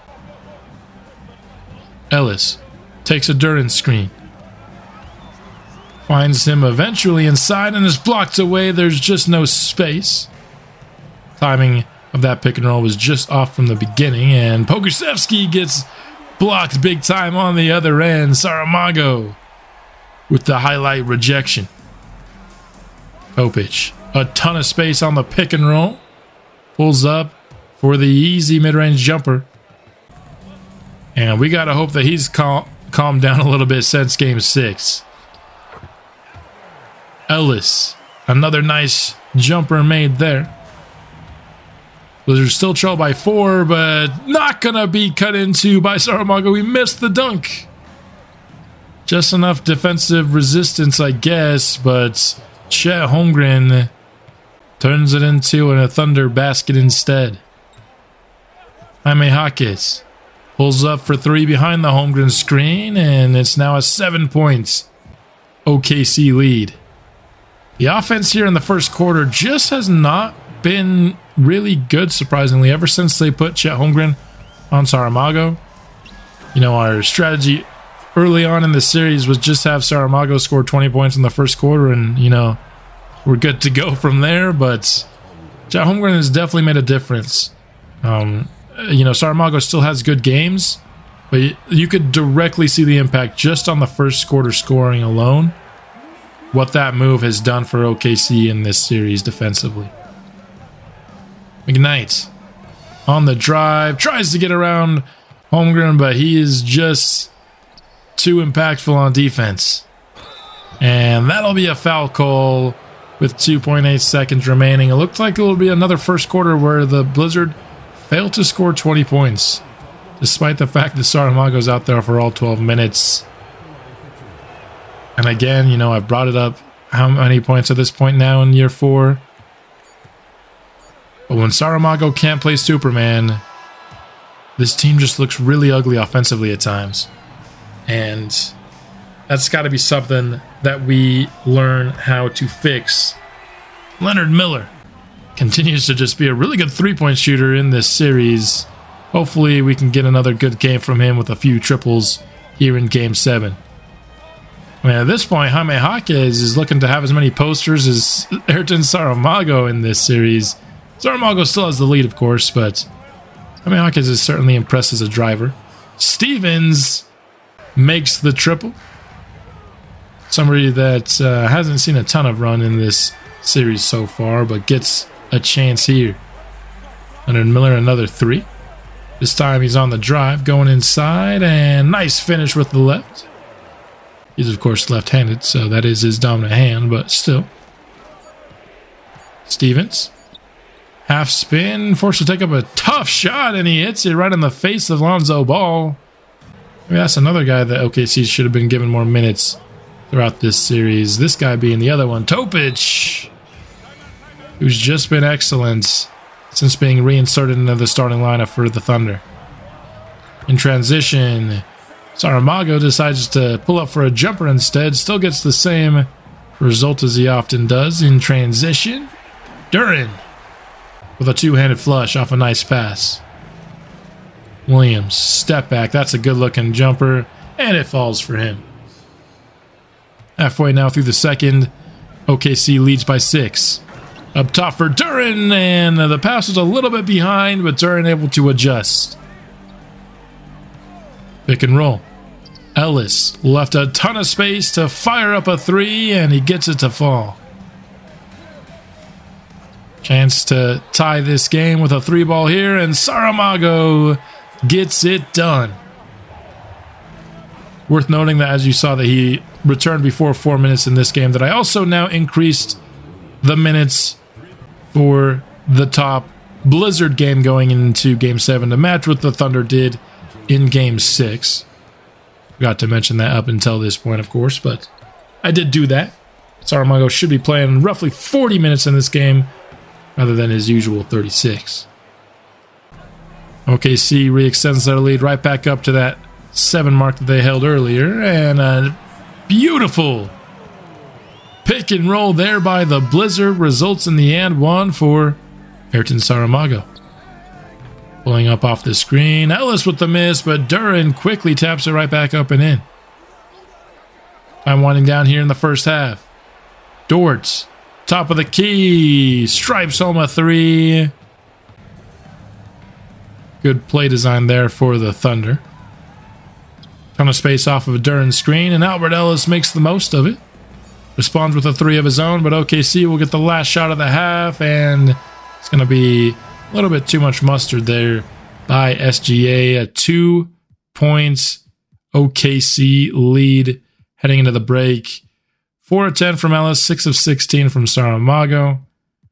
Victor Jackson doing much better than he did last game, 2 of 2 from the field. Williams scoring 19 points on just 6 of 15. He's getting himself to the line. SGA 1 of 12 from 3 in the first half. This is very noteworthy.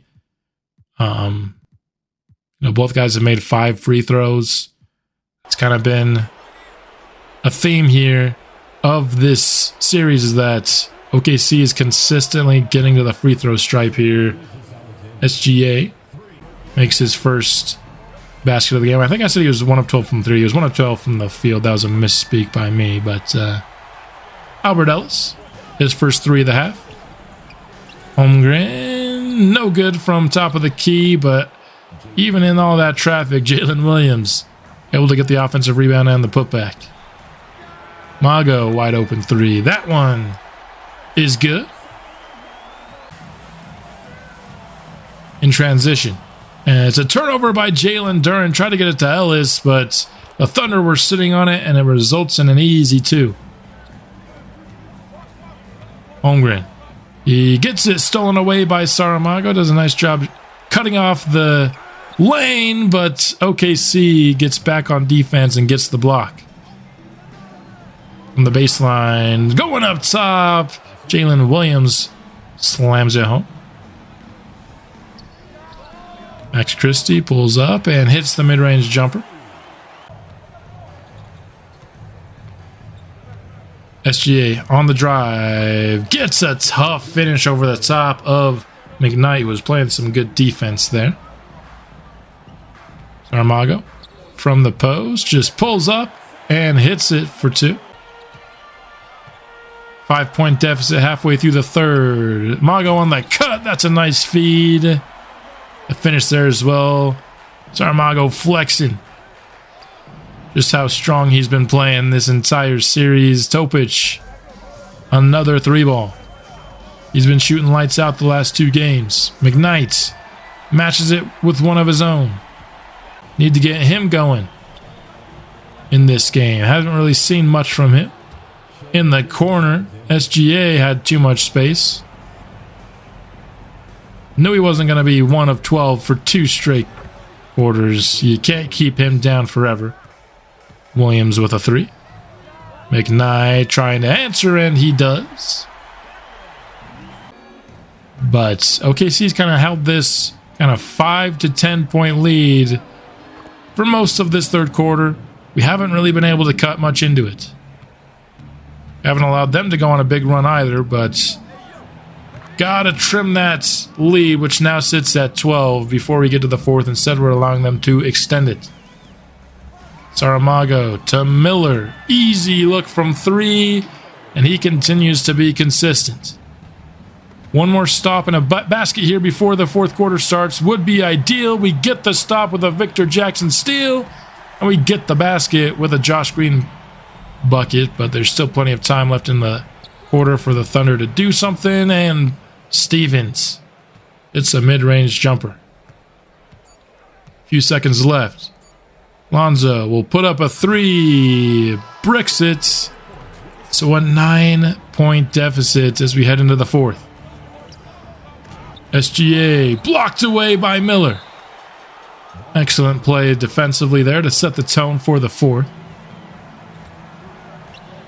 Nice pass by Josh Green in transition to find Leonard Miller, who was running the floor excellently.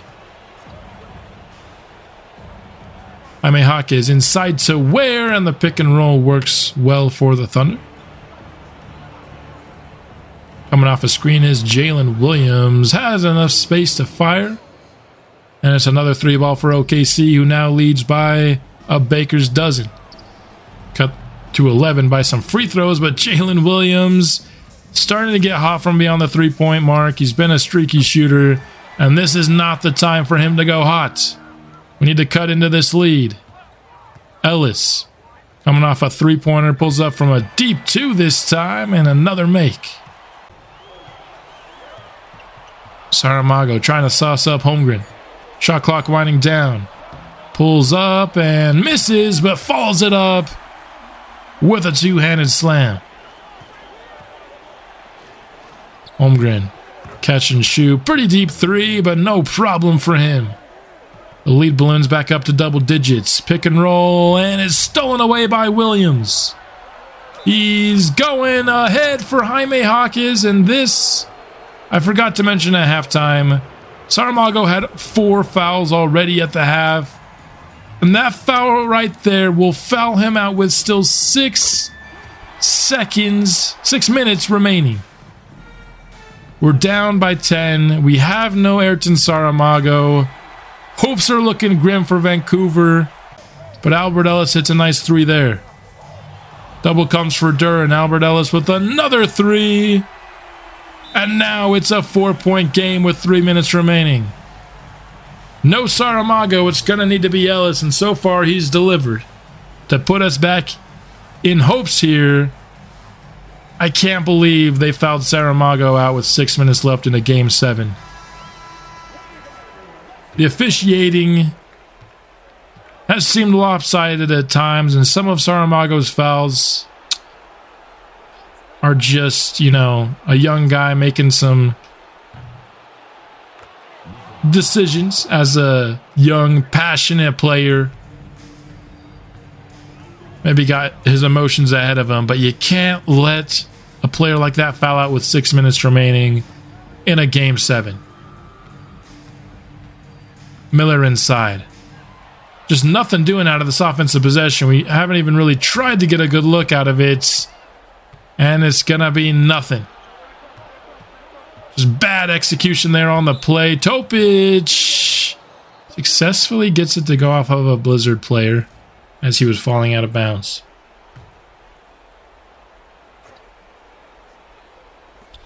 Holmgren to SGA. Guarded by McKnight. Good defense there to Leonard Miller on the board. Swings it over to Ellis. Back to Miller. Now McKnight with it. Everybody's passing around, but nobody's doing anything with it.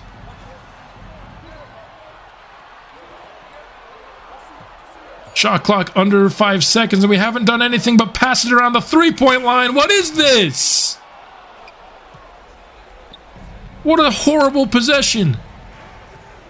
For the second straight time, Topic missing. The defense is coming through, but the offense needs to actually try and find a good shot. The pass inside to Duran. He had Leonard Miller wide open, but he ends up making up for it with the and one. Need him to make this free throw, and he doesn't. Going the other way. OKC uses the missed free throw and creates in transition, and just like that, it's right back down to 7. Can we run a play for Albert Ellis or McKnight, please?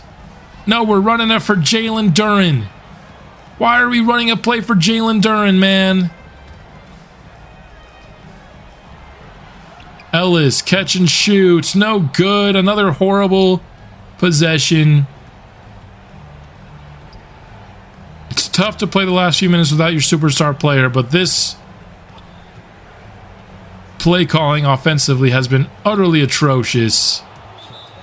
And it's ultimately going to cost us our season. With what I've seen from the offense, there's no way we score 9 points in the final 49 seconds of this ball game. Absolutely no faith. We just pass the ball around the horn and hopefully somebody on OKC does something stupid. That's our game plan. Or we ask Jalen Duran to post somebody up. Christie for 3, no good.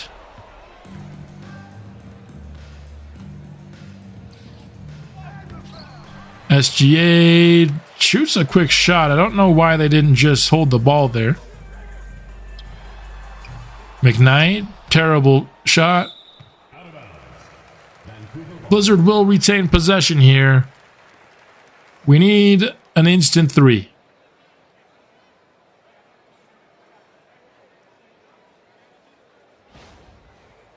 Can we get that? 111-102. We need Albert Ellis or McKnight to hit an instant 3 here, or Max Christie. That's actually a pretty good play call, but a wide open miss by Max Christie. He just hasn't really been very good in this series. And now OKC will just... OKC doesn't know what they're doing here in the final 20 seconds. They're lucky that we've been just absolutely awful offensively because they've made some terrible mistakes. But our season is over. 7 games against the Thunder. Last episode, I predicted a Thunder win in 6. So this wasn't a massive upset, I don't think, despite the fact that we were the 3 seed and the Thunder were the 6. That being said, though,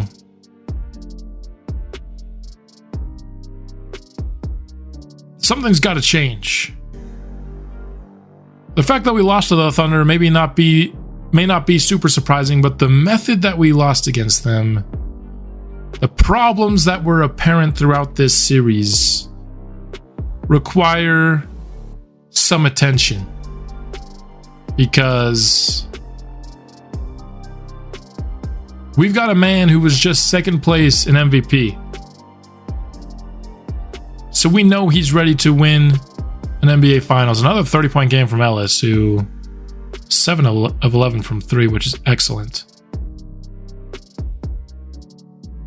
23 points on 23 shots from Saramago, who fouled out.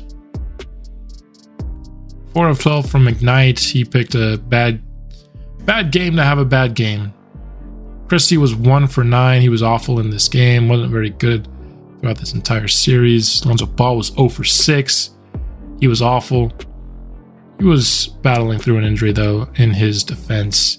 39 and 10 for Jalen Williams, who stepped up in a major way for OKC. In a game where SGA went 4 for 24, we still lost. It hurts. It hurts real bad to lose this series, to lose Game 7 in front of your hometown fans. Hurts a lot. It's now time to put a bow on Season 4.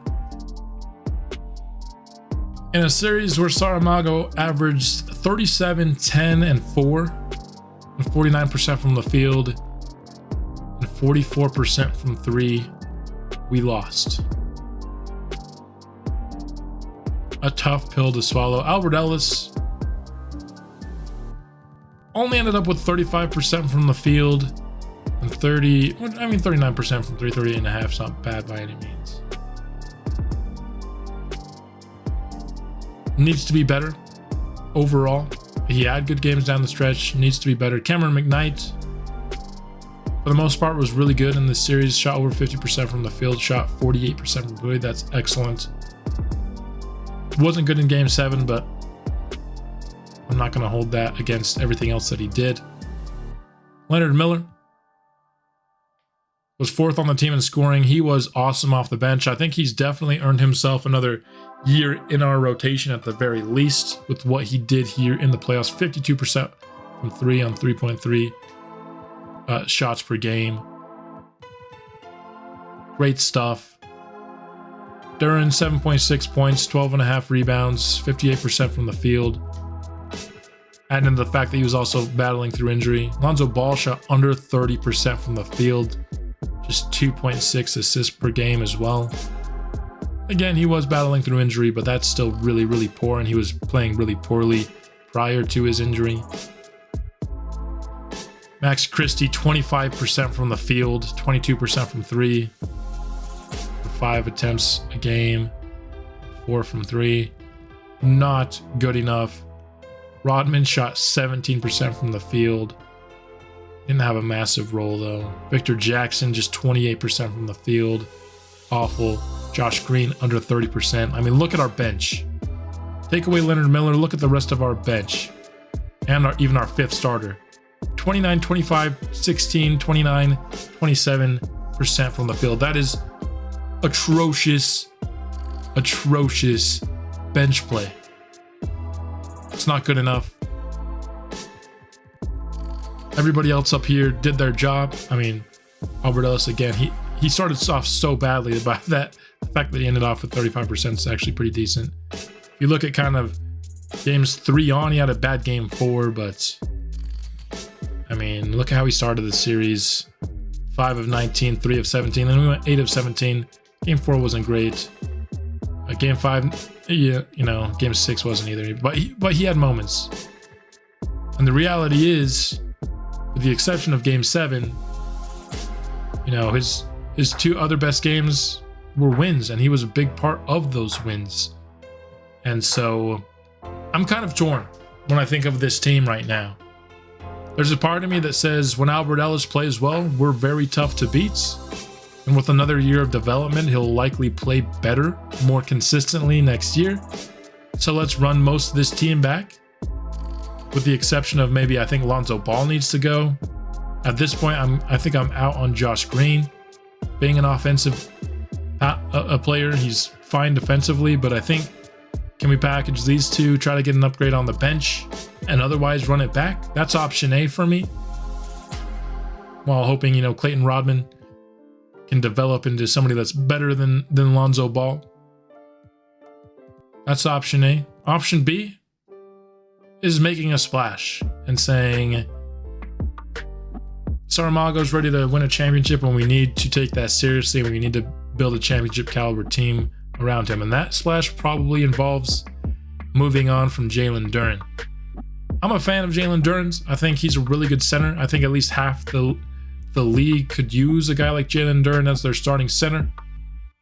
Can I go to his badges, please? Jeez. He's got good badges. He's got good overall. He's really good at rebounding. He's good at finishing inside. He's an athletic center. There's the question of how valuable is that next to Ayrton Saramago, who I think can kind of be your best rebounder. I don't think, we'll be a team that struggles to rebound as long as we have Saramago at power forward. So do you get somebody that the defense can't just help off of all the time and leave you alone beyond the three-point line, and you can't do anything about it? Unfortunately, this draft class doesn't have a lot in the way of stretch fives, I think. I mean, you could go Victor Jackson. I think he's a little too bad at rebounding, though. Rebounding's B, that's fine. But interior defense would worry me, having him be a starter. Certainly, if you move on from Duren and make that splash, you're going to be worse next year. I think option B takes you out of contention entirely for next year, most likely. But could that be the move going forward? Because Saramago is still just 21. If we don't win the championship at 22, that's no big deal. I want to make sure that we're the best team in the league by the time he's 24, 25, 26. He's in his prime. I want to be the best team in the league. And which direction gets us there? So I think that's the question that's on my mind. I'd love to hear your thoughts on the matter. Do we just trust that Albert Ellis will blossom into the consistent second best player, that we won't be asking pretty much Ayrton Saramago to play hero ball or bust? We trust the process, keep this core together, improve our bench, or do we look to make a splash in the upcoming draft? I think it's a good draft to make a splash if we are to make it. I think now is the time if we're going to do it. I feel like if we commit to Jalen Duren this year, we're probably maybe committing to him long term, and this being the core four. I don't think that's a bad commitment by any means, but based on what I've seen now against the Rockets and against the Thunder, I'm open to maybe shaking things up so that in the long haul we can get a better roster around Saramago. There's no guarantee you do that even if you move on from Jalen Duren, but do you go maybe a little bit more safe because you have a good team and you just bank on Ellis improving? I don't even think that's safe, though, because if Ellis doesn't improve, where are our avenues for improvement? I don't think either option is safe. I think sticking with Jalen Duren is more safe, but I don't know. I'm kind of torn on the matter, and I'd love to hear any thoughts that you all have with it. But let's go ahead now and finish the playoffs. That's going to be the last thing we do here. It'll be San Antonio, OKC. It'll be Orlando, Chicago, Indiana, Detroit, and Houston against whoever wins Game 7 of Dallas, Phoenix. Normally, I would, in Game 7s, I'd see if they're close, maybe hop into some games, but this episode's going to already be so incredibly long that we're just going to simulate the playoffs here. That's right, I'm still taking over the Thunder. I think now that I'm going to quickly do this. Let's take not control over the Thunder anymore now that they are no longer being controlled by us. So you have Dallas and OKC. So OKC beats San Antonio. So Houston falls and San Antonio falls in the second round. That is surprising to me. Indiana, I'd say Indiana and OKC are the best teams left at this point. We'll see what happens, though. De'Aaron Fox leads the Mavericks to the finals. That is interesting to me. Dallas is not good. We destroyed Dallas last year. How were they in the finals? What did they do? Yeah, that's not a finals team. We are better than that team. That might be one of the worst playoff teams in the playoffs, yet they're in the finals. Let's hope Indiana wins this. But the Mavericks won the championship. That's ridiculous. 2K is ridiculous sometimes with these playoffs.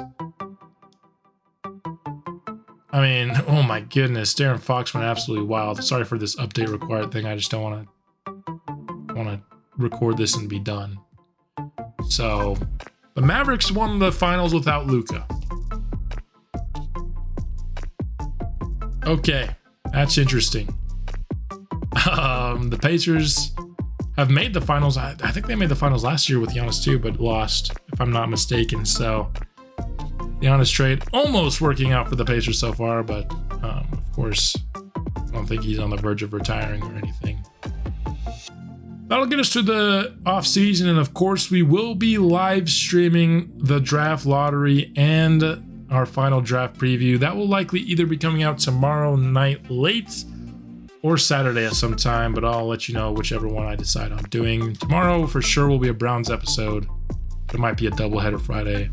We'll see kind of how I'm feeling tomorrow, but I would guess that this lottery and draft preview stream will be on Saturday, would be what I would guess. That's all I got here for the episode. Hope you enjoyed it.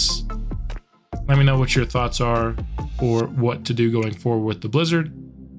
We'll be back soon with the off season, and I'll see you then. Bring the Blizzard.